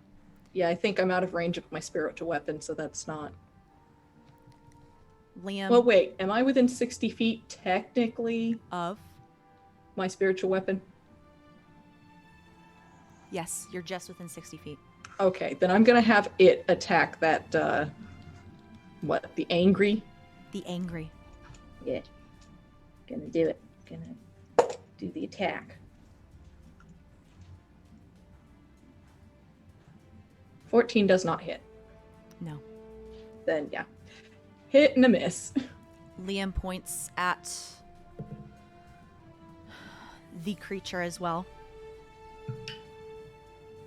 And it pops out of existence as it is banished. Ooh. Mercy. Okay. We don't see anything, or I'm sorry, Mercy does not see anything coming out of the mist yet, right? You can see a large rhino shape, but form swirling in the mist. But that's everything. Alrighty. So I'm having her target now mysteriously disappear. She's going to whirl around, look over her shoulder, say, "Take care of the dog, will you?" And then use everything she has to move 60 feet. Okay. Well, I guess. No, actually, that's within 30 You can do it in one feet. move. Yeah. Yeah, that is within one move. Okay. Would you like? Well, never mind. Gotta get up in there. And then we're just gonna start whacking with our hammer. Go for it. Okay. Well, that was a 17. And that was a 15. Nope. Not doing well with Mercy tonight. And that's a 29. Hits. That one hits. Oh, actually, that's a crit because she crits a 19. Oh. She does. Okay. She does. Oh. Do it. Do that. And that. He is looking really rough too. Like one of the eyes is closed up. Oh no. Split lip. Well, she's gonna smack in some more damage for 15 bludgeoning damage. 15. Okay. Okay. And that's gonna be everything. Virgil. Ooh. Okay. It's looking real rough, but he's Ooh, what does he want to do? What does it make sense for Virgil to do? He's just gonna go down with the ship and fucking chaos bolt. I'm gonna use the rest of my sorcery points here as well to oh yeah, okay. This is what I'm gonna do. The rest of my sorcery points, which allows me to teleport, I'm going to teleport in the middle of everyone and extend my arms in both directions. One targeting over here at Hal, and the other one over here targeted at Alva, who's still up. And I'm going to cast Chaos Bolt. Do you have to roll 2 separate rolls for it to hit? Yes. Okay. Okay. So the first one. Which one is this at? Alva? This one is going to be this one's at Hal. This one's at Hal. So that is you roll going a to 4 be as you hear Liam croak from the entrance. Oh my god. What a butthole. All right. Divination wizard, Joe. Yeah. Should have killed him when I had the chance. All right. Here we go. This one's going towards Alva. That's a nat 20.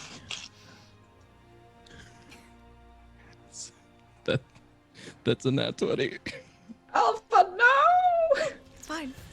Okay. Okay. So the way Chaos Bolt works is I roll 2 d8s, and that determines the one that's damage, but also determines the type. And so that's gonna be, so let's do that first. It's gonna be 3 and a 2 for 5, which let's say fire damage. So that's fire damage. So that's 5 plus another 66.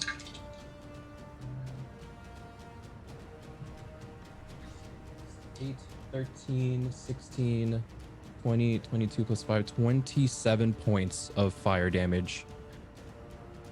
As Chaos Bolt 1 glances off of Hal's armor, but 2 red turns into this like red lightning as it strikes Alva. And that will be just enough to drop Alva. Oh my god. Except it doesn't. Death Ward. Because Death Ward. Yeah. Oh my god. And so he's like at this point Virgil is just like in the center, just like arms outstretched, just and he goes down to one knee. And that'll be my turn. Agatha. Okay.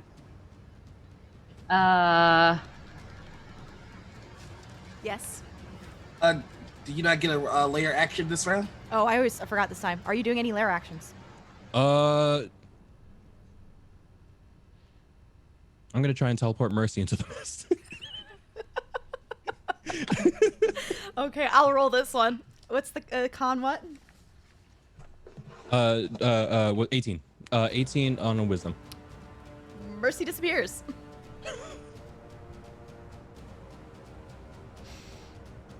Mercy disappears, y'all. Curse you! Agatha. Okay. She rolled a 1, yo. Oh, jeez.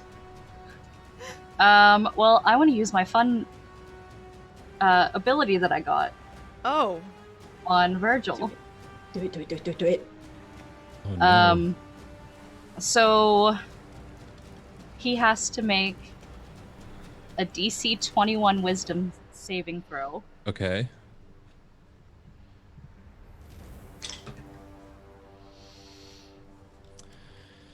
That's a 3 on the dice. And what do I have to do now? I'm pulling up the stats right now. Okay. Proceed on a wisdom saving throw or take 4d12 necrotic damage and become frightened. This is... So. 4d12, okay. Do you want to describe what this looks like? Alright, so... Are these the claws? Are yes, these the claws? This is the claws. Fuck, this is sick. Okay. After having been downed and come back, still looking very rough, she's very pissed off, and so she just points at Virgil with these claws. And this is Finger of Doom. Oh my god.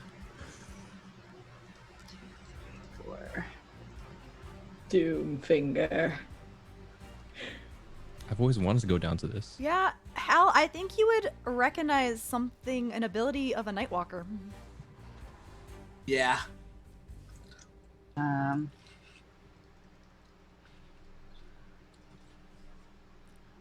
It's just spinning. We'll just... Oh, shit. I got you, don't worry. I got you. Okay. 26. Necrotic. Wow. Okay. Anything else, Agatha? And as a bonus action, I'm going to Missy step away from this dog. Okay. I'm just gonna move like.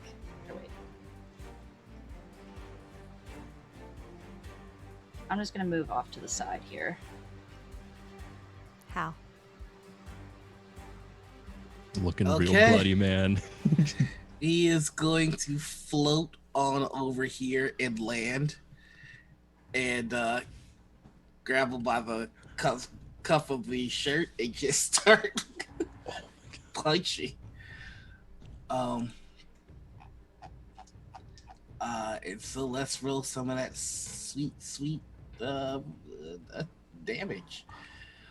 I'm not gonna lie, you don't need much. You don't. Oh no. Okay, so that's a miss. That is also a miss. No, come on. I think he's gotten tired. I'm going to pop Key one of my key points. I've got 2 left now for a flurry of blows. 18, which is another miss. And 15! He's just like, no! Ow. Hurting my heart. Why? Oh. Can we just say it finishes? I really, yeah. I feel like this is like thematically If you don't, I have appropriate. something in like the next turn or so. But Because okay, hear me out. Okay, I'd hate to break the immersion, but hear me out.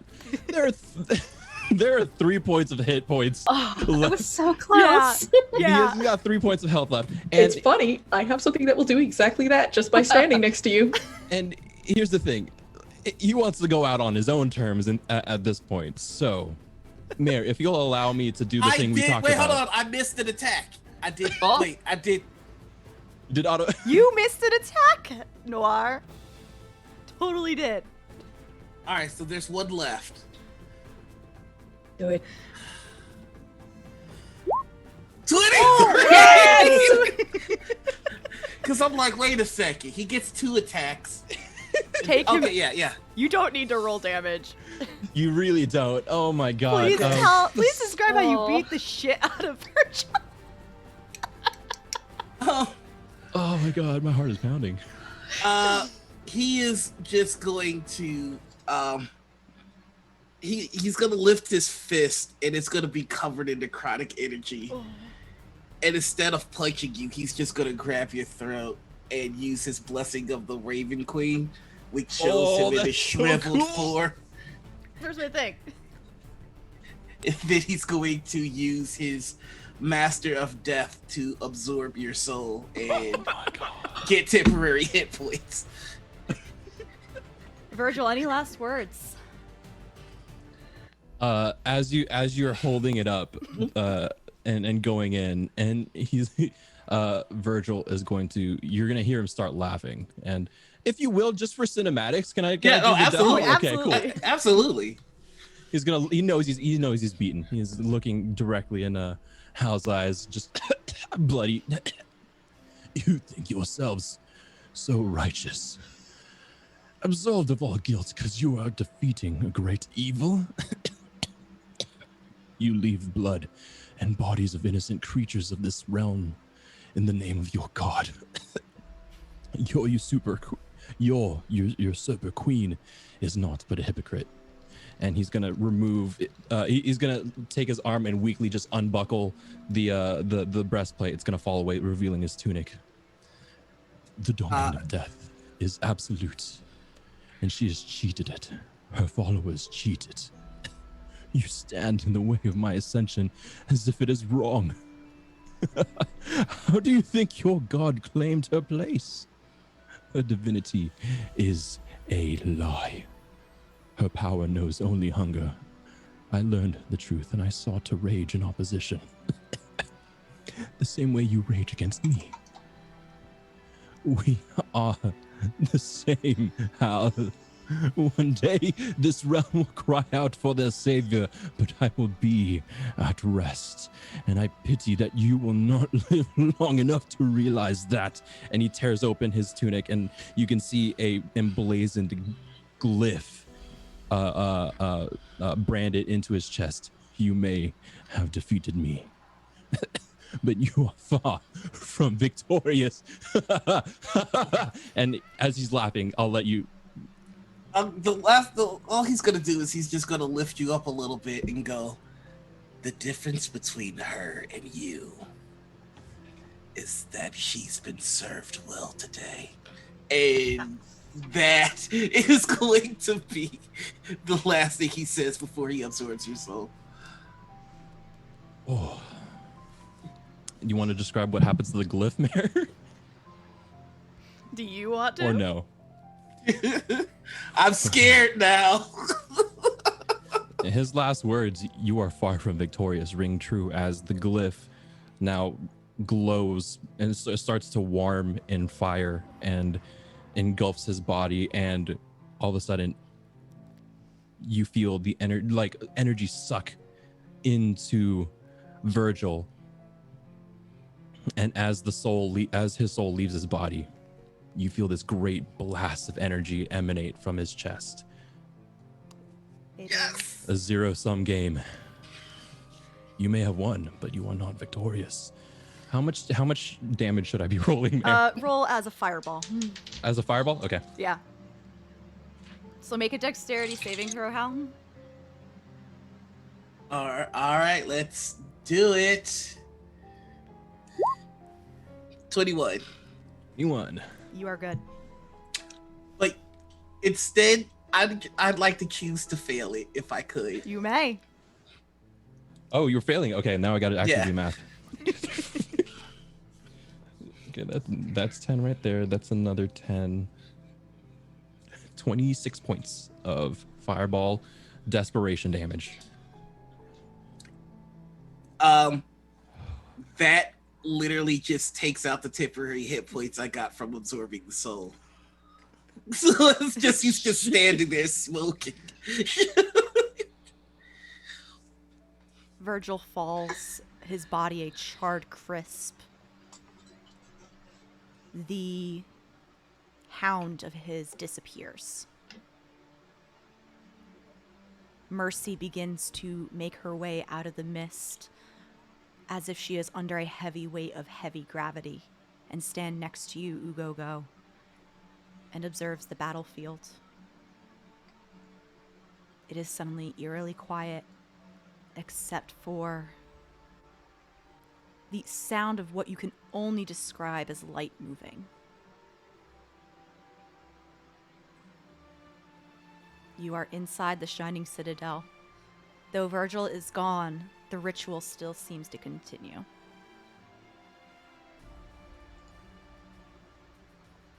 If you would, he's going to hand Liam off to Mercy.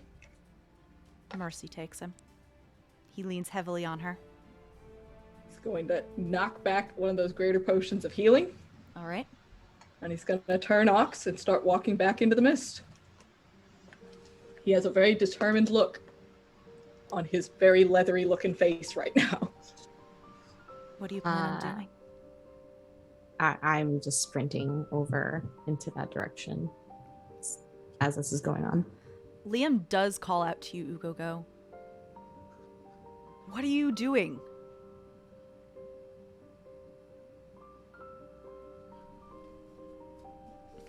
Either we have succeeded, or we have not. And I mean to ensure that we have succeeded.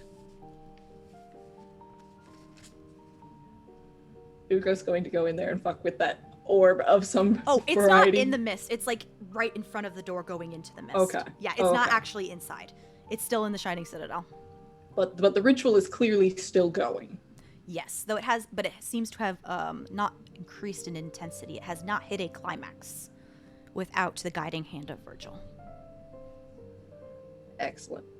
I'd like to see if there's anything on Virgil that survived the blast. I would say that as you go through. I will not even make you roll. You want me to describe what you find? Yeah. Go for it. You find the long sword of sharpness. This strange looking shard that is filled with. You look into it and there's this smoky energy that seems to just flow freely within it. A ring of protection, and the mithril plate that I removed in order to reveal the glyph.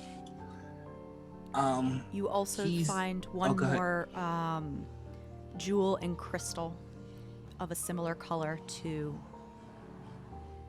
what the light's shining from the.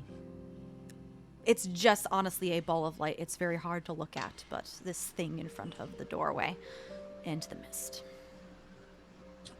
How leaning over Virgil's body is just going to take the ring, put it on.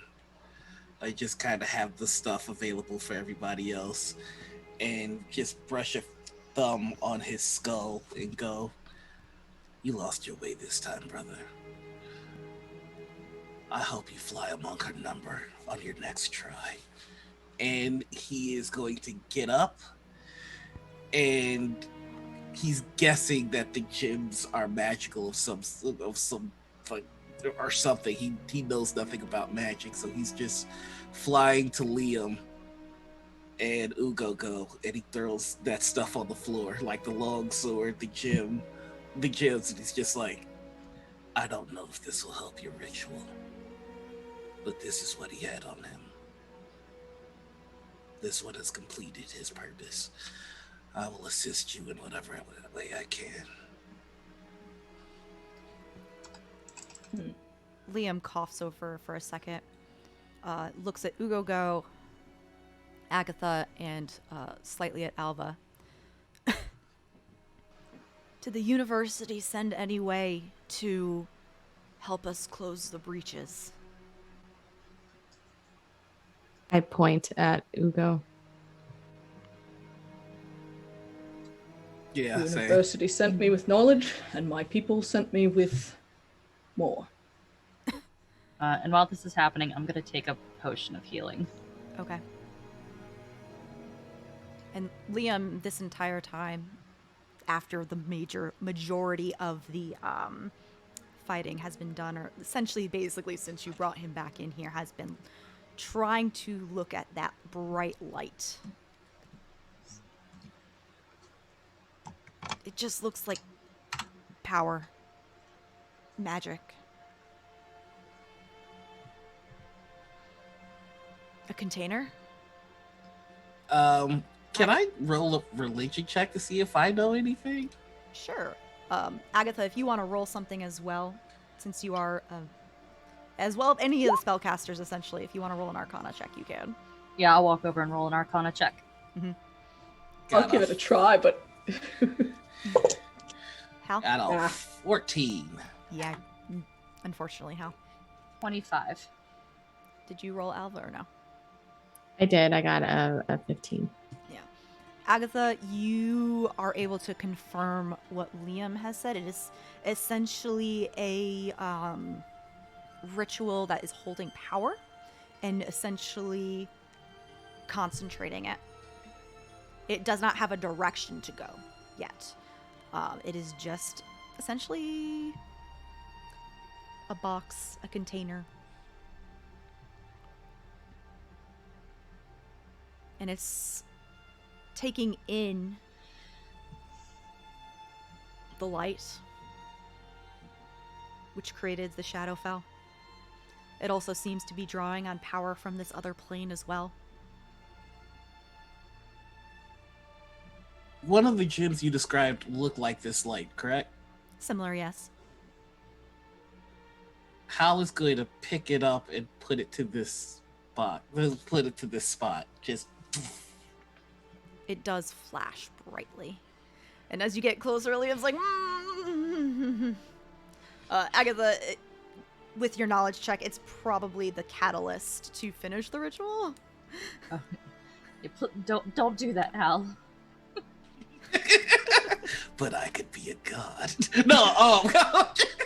But We are the Stab. same, you Just and stab. I. as a refresher, Don't make me do the finger of doom on you too. as a refresher, because we have been gone for a month, and the first session was a while ago. The breach was not able to be closed immediately because the equivalent of a force of water jetting out of it is keeping it from being closed. And this is where the Raven Queen said the source of the power was. Okay.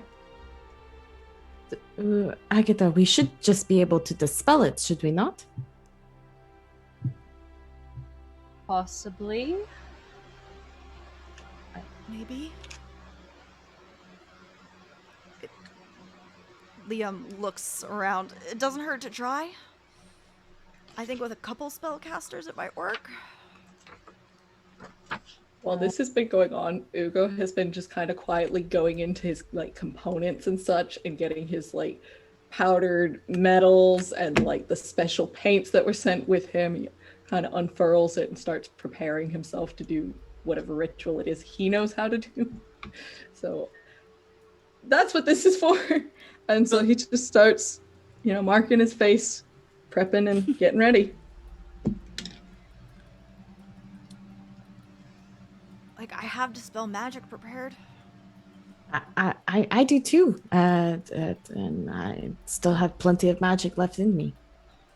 I do not have the spell, but I'll say, might I see that gem?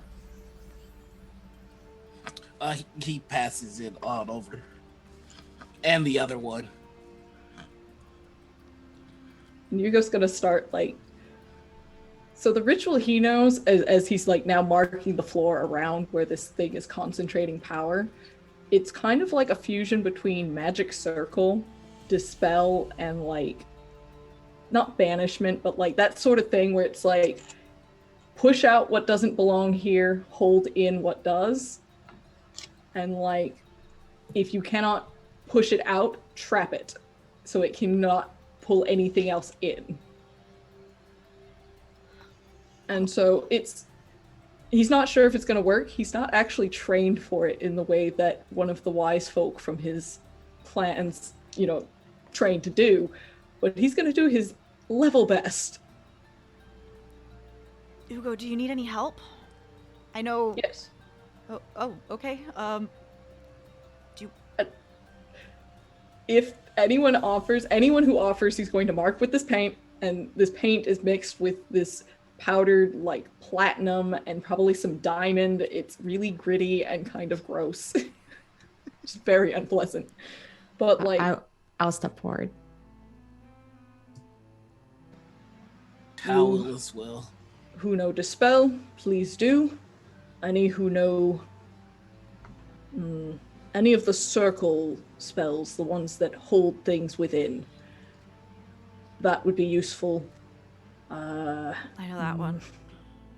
Pipes up Liam. I've never actually... Priscilla's told me about this, but I've never actually seen it in action, so... I mean, I can create a dome over it. Well, I think we really need, the planar spells, the abjuration. Yes. The purpose of this spell was to be put into a vessel, correct? But it is also just a power source. If you can disconnect it from a power source... With luck, it will be held in. With better luck, it will be dispersed safely. And if not, please have Planodor or banishment or whatever you want ready to leave very quickly.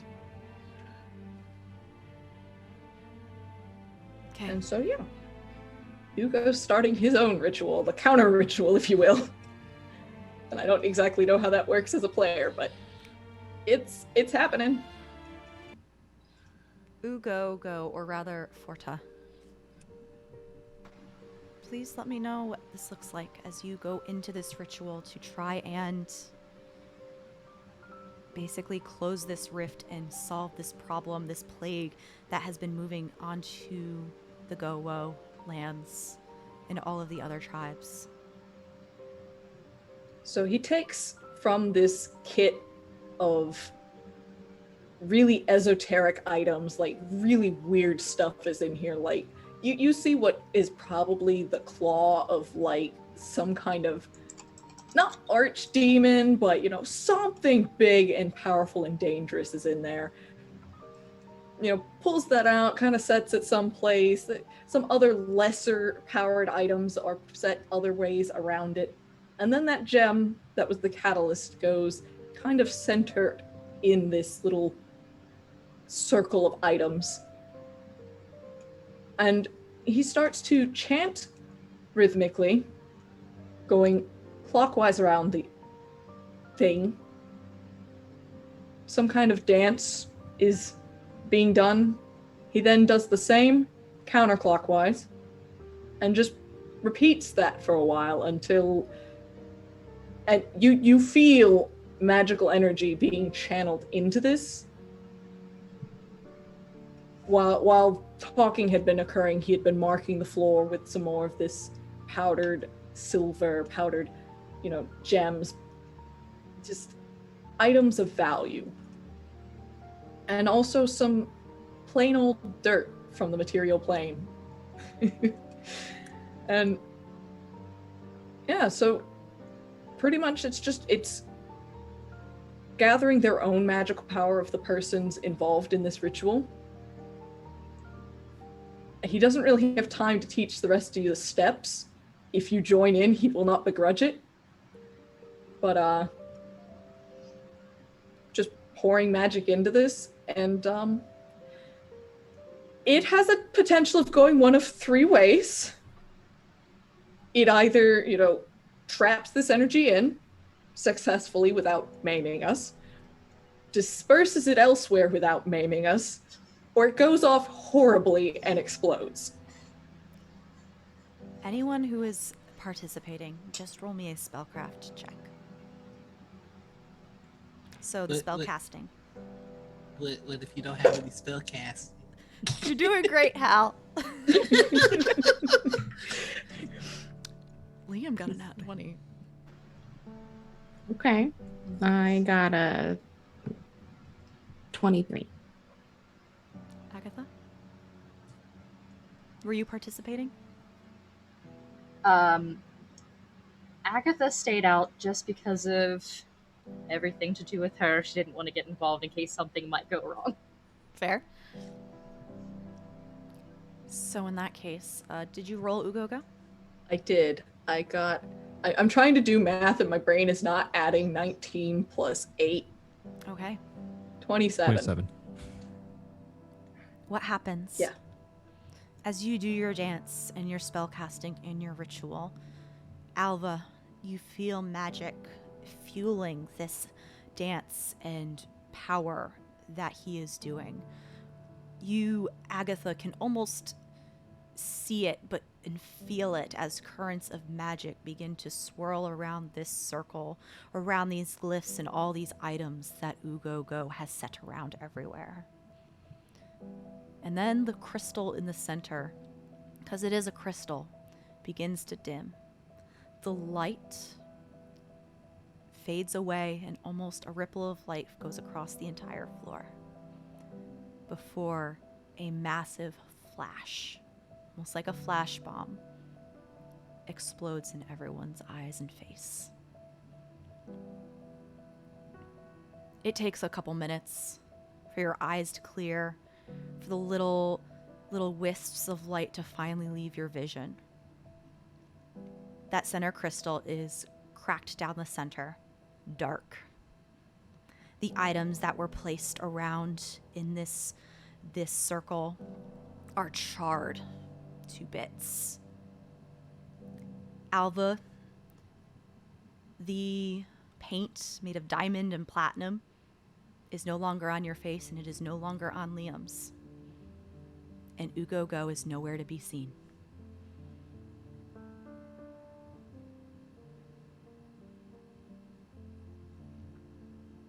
Ox, his large body, is also gone.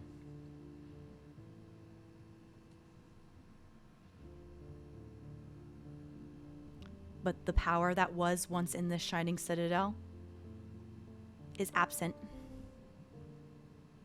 The stained glass windows, once full of colors of red, blues, and yellows, and vibrant violets, are blank, now just plain glass. Whatever Ugogo did, it worked, but at a price.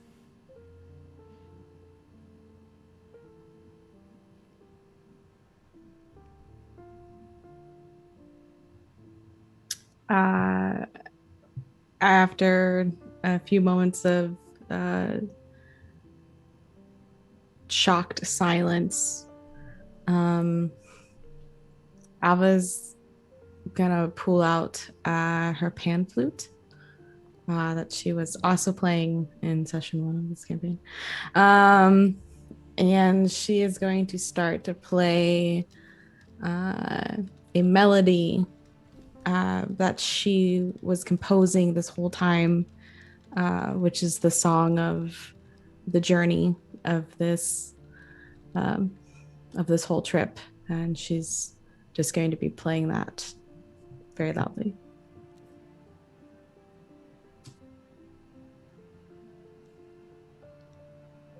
Mercy puts an arm around your shoulder.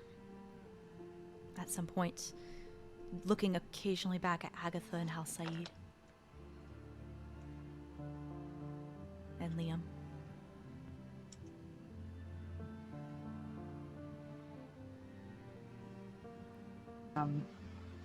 Agatha, who's probably been standing back at this point, I'll move up to stand beside Alva and Mercy.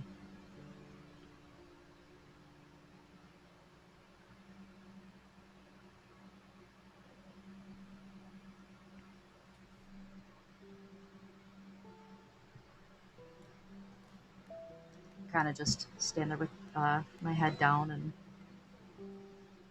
Are you okay, Agatha? I certainly did not expect that outcome.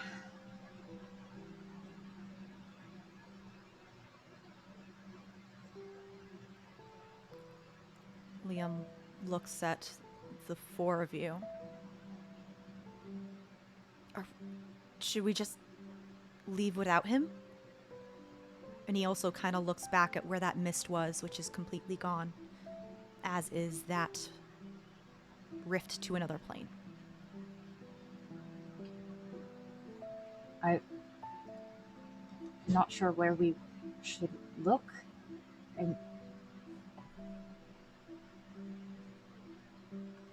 I'd be more than willing to stay and look for him, but...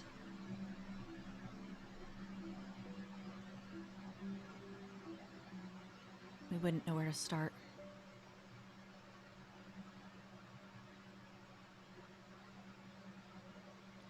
We should all be getting home now.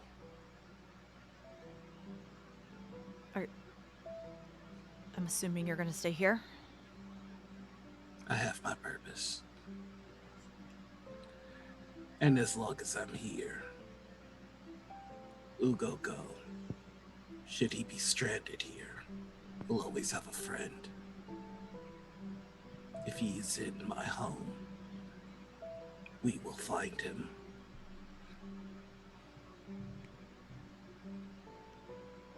Thank you. And Mercy just nods and thanks as well.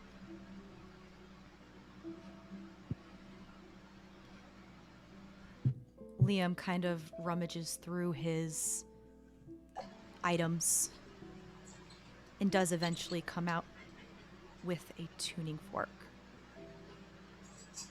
Wait 1 moment. Mistletoe, my pony, is outside. I can't leave another friend behind. Give me a moment. And Hal will wave his cloak of the Monte Black and walk through a portal of black and then return the next moment with Mistletoe and Horse behind him. I was gonna say I don't feel comfortable casting plane shift in here, so we're gonna have to go out there anyway. Well, it's nice to have all of our friends together.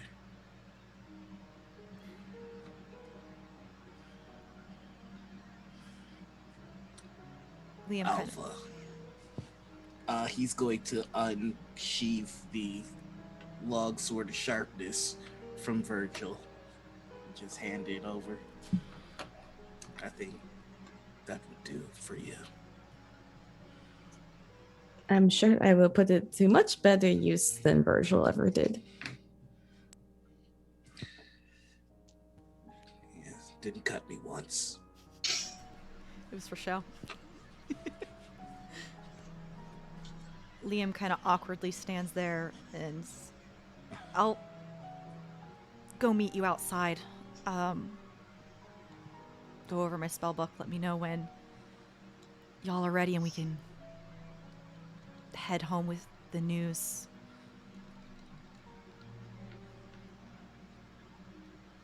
Al-Said, I have a question.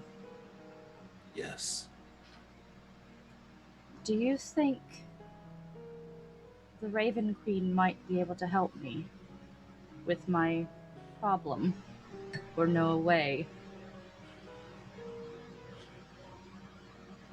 He's gonna take off the ring that he got from Virgil, and he's gonna hand it to Agatha, and he's going to say,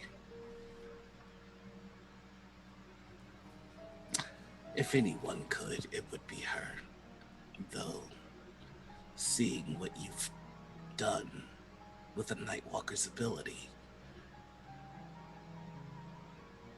I don't think it may be help you need so much as mastery.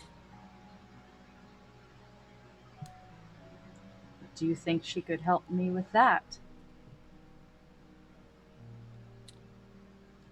You would have been a fine Shatterkai. And if any human were to be welcomed to the unkind, I am certain that it would be you.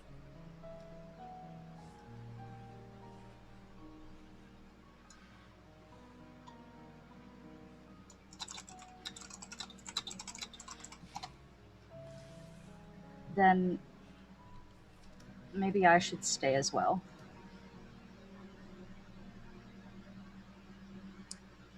It would be nice to have a friend.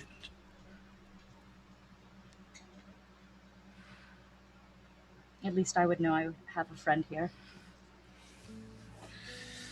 Then we will see the Raven Queen together. I need to find my next assignment, and I'm certain that she will be able to find a teacher for you. And together, wherever Ugo may have ended up, we'll draw him out and send him back to his people.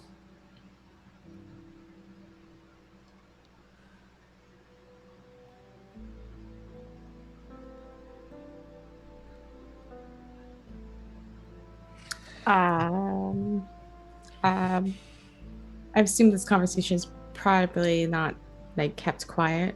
No, it's not. Okay, yeah. So Alva, upon hearing the news, will go over and I'll give Agatha a hug. Remember what I told you. This link can go both ways. And it seems that perhaps that's a good thing for you. Well, I hope so. Thank you for everything, Alva. And will you tell Priscilla what happened and why I'm staying? Don't worry, little one. The whole world will know our story. Please be safe on your way out. Don't do anything I wouldn't do. I can't promise that. Al is going to open up his cloak and unpin a Harper's badge, and he's going to pass it to you, Alva. One day, you may encounter a very colorful elf. If she asks where I am, tell her I went home.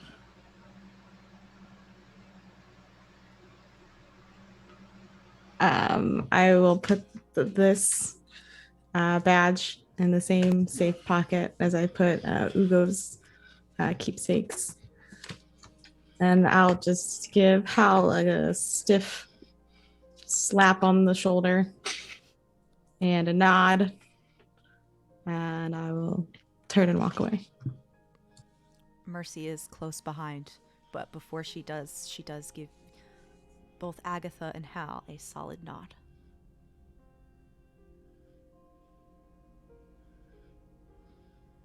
Alva, do you join Liam? I do. I'm holding the reins of Mistletoe and holding Mercy's hand. When you rejoin with Liam, he just kind of gives you a wordless nod and gently places a hand on Mistletoe's flank before casting a spell. You feel your stomach lurch and then heat. Your eyes are blinded by bright sun that you have not seen in quite a while. And you are standing in the center courtyard of the university. Can I add one thing? You may. After the flash, Alva, you hear an extra set of clops as Horse is nuzzling you and Mistletoe.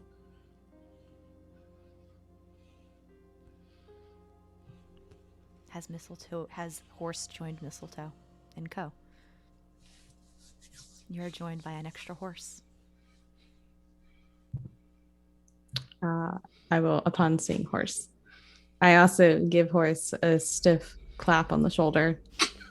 But then I also give Horse a hug, as begrudgingly as Horse probably accepts said hug.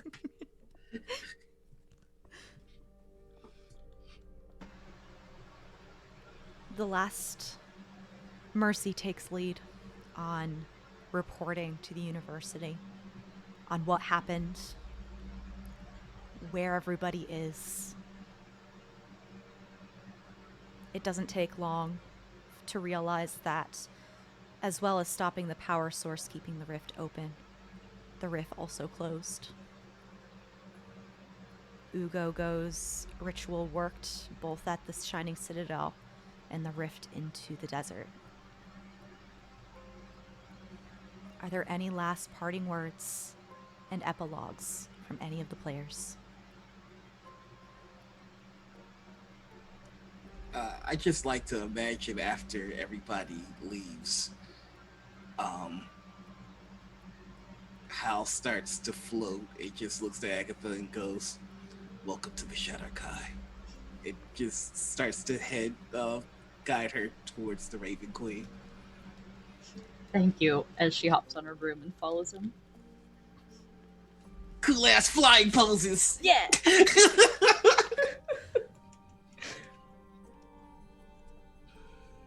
Alva?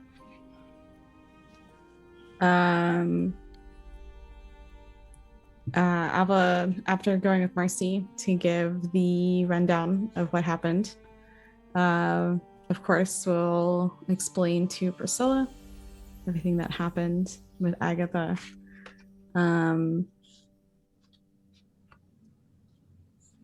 Probably will take a couple of days in town before heading out to those people.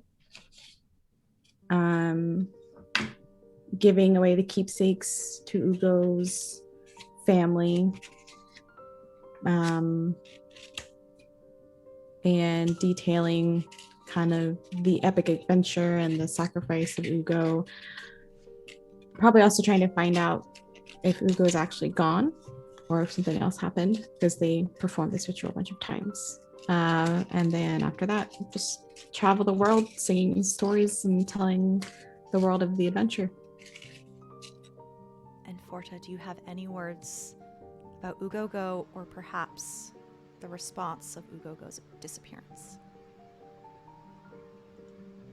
So when Alva went to his family, Alva was... At first, there was kind of a begrudging, who's this person? And then inevitably somebody recognized Alva and was like, I know that person. They were with Ugo. What's he up to? And then it's like, oh, that's what this is about.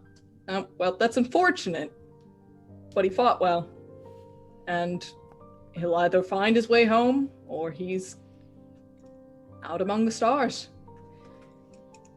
And one of them, a relatively portly orc, kind of claps you on the back. He's got like tattoos that look like pangolin scales across his shoulders and back. And he's very pensive a moment, but he says, thank you. And he directs you to go find Shakti Elu, who's from another clan. And that probably is the start of your travels and tale-telling, because it takes a bit to find her. She's always on the move. She's about as... It's interesting, because on the one hand, they're not happy about the news, but they're not exactly sad either. It's just kind of one of those, I guess this has occurred. As far as like general outward appearance of processing goes. And Shakti, at least, hand on shoulder, pulls you into a, big strong hug. And thanks you. Meanwhile, somewhere far, far from the material plane, Ugo kind of wakes up in a bit of a daze. It's a grassland he doesn't recognize. It's not heavy, but it's not... The air's just different here. He doesn't recognize it at all. And he can't quite remember how he got here, or how to get back. But he knows that his trusty steed Ox is at his side, and so he knows he at least has a chance. And yeah. There's Ugo. And with that, we end Veil of Shadows. Thank you so much to my players, Kappa for guesting. This was a fantastic game, and y'all were fantastic and amazing. So for sign-offs, the final time, let's go around, say who we are, our favorite part. From the entire campaign, if you would like. Doesn't have to be today. Sev? I forget how to do a sign-off. What am I supposed to do? Tell us who you are, where we can find you. Right, Projects. okay. Hi, I'm Sev, or Guildmaster Sev online. Pretty much everywhere. This was my only project, so I don't really have anything else going on right now. Occasionally you can find me on Twitch streaming a variety of games, usually RPGs of some sort. My favorite part, honestly, I think it was the end with Agatha and Hal.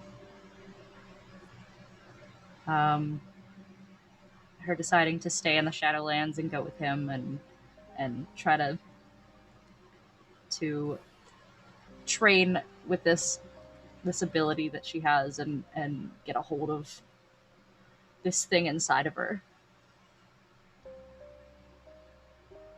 Shall I popcorn? Popcorn. Shadow. Hi everybody, I'm Shadow. if you want more of me and my quality content of my cat, you can always find me on Twitter at ShadowbookCat. I actually do have 2 projects coming up the end of this week, starting with Friday the 25th, 4 p.m. Pacific.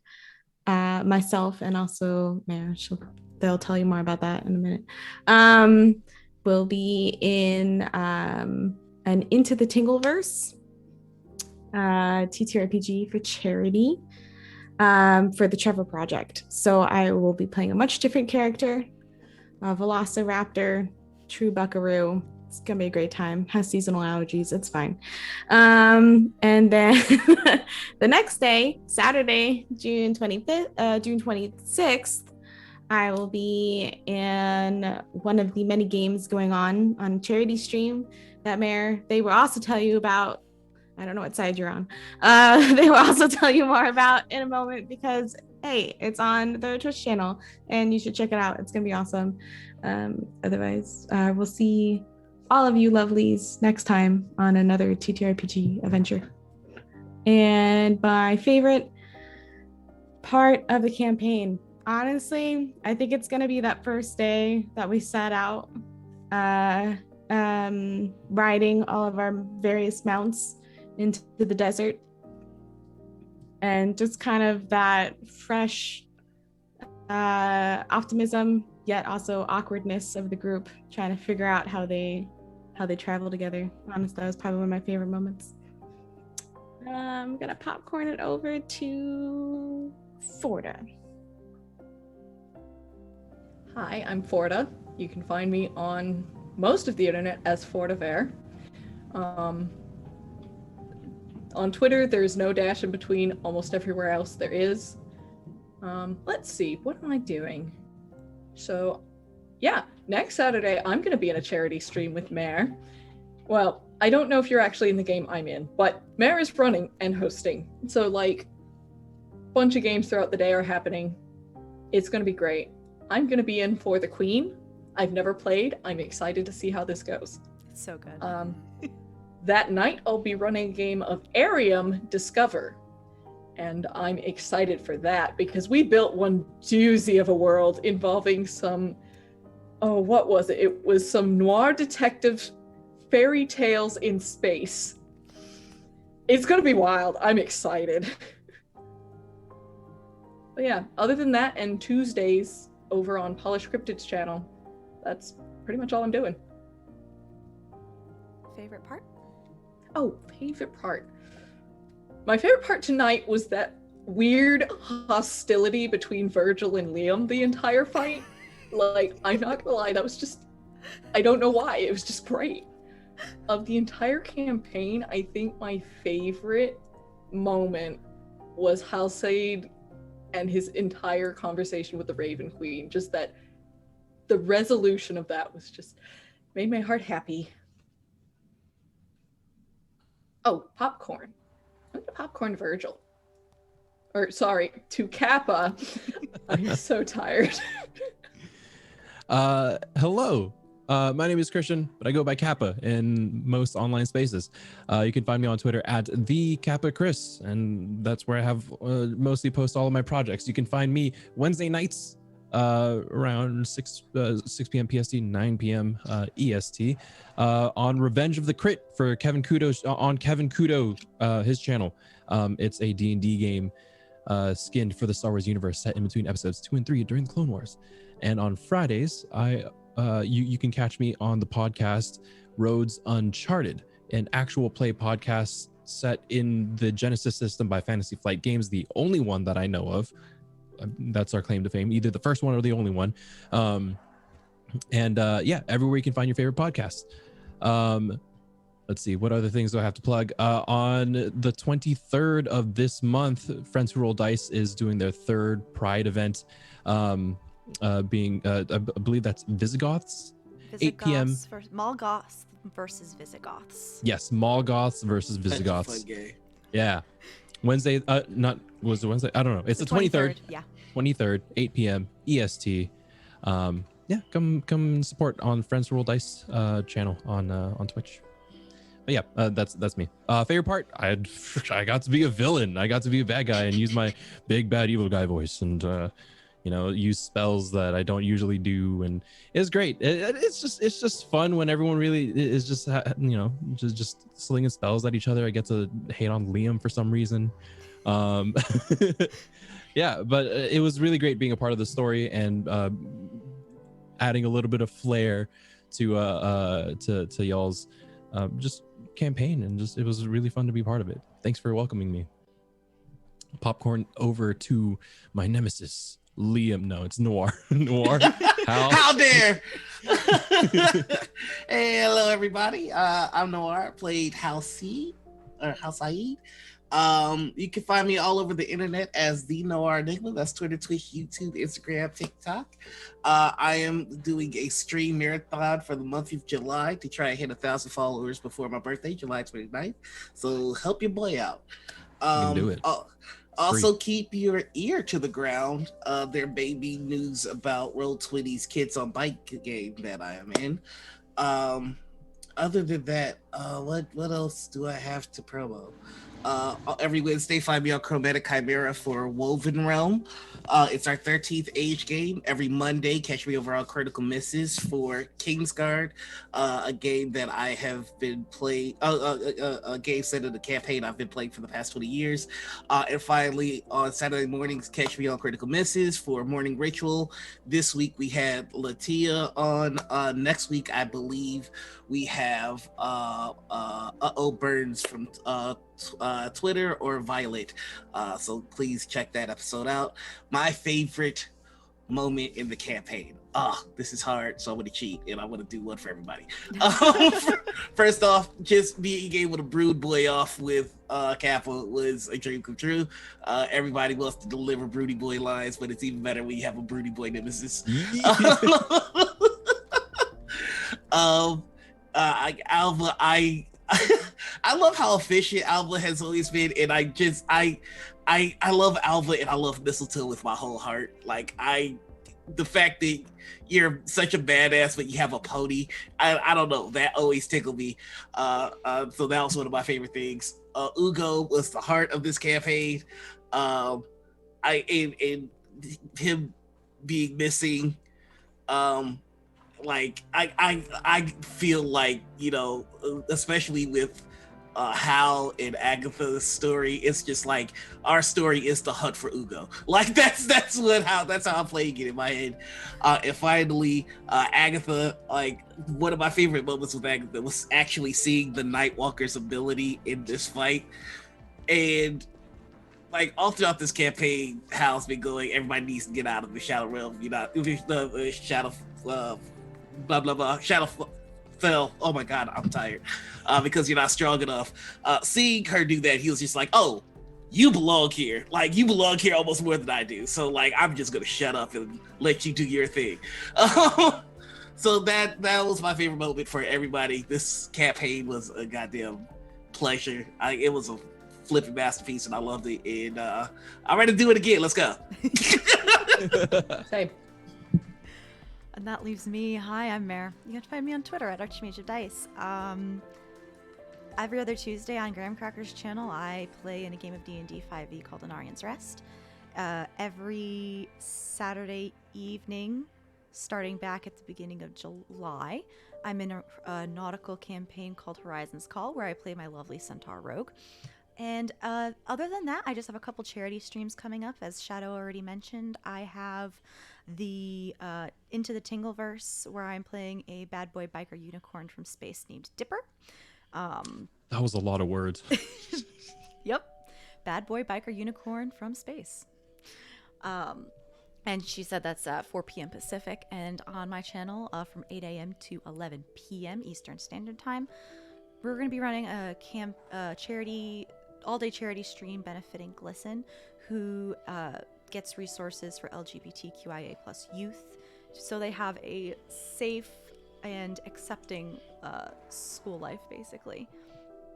So catch us on that day. We have like 4 great games, great casts, great people. Some people are playing, and I'm really super excited for it. Overall, favorite part was just in general throughout the entire campaign was the character relationships that grew between the four of all y'all. It was beautiful, and it evolved in ways that I was never expecting. Once again, thank you so much to everyone here. Thank you everyone who was watching. As every campaign ends, it is bittersweet. But thank you. And everybody support everyone. Go follow them, go watch their shows, and you'll see them around the internet. And everybody have a nice start of your week.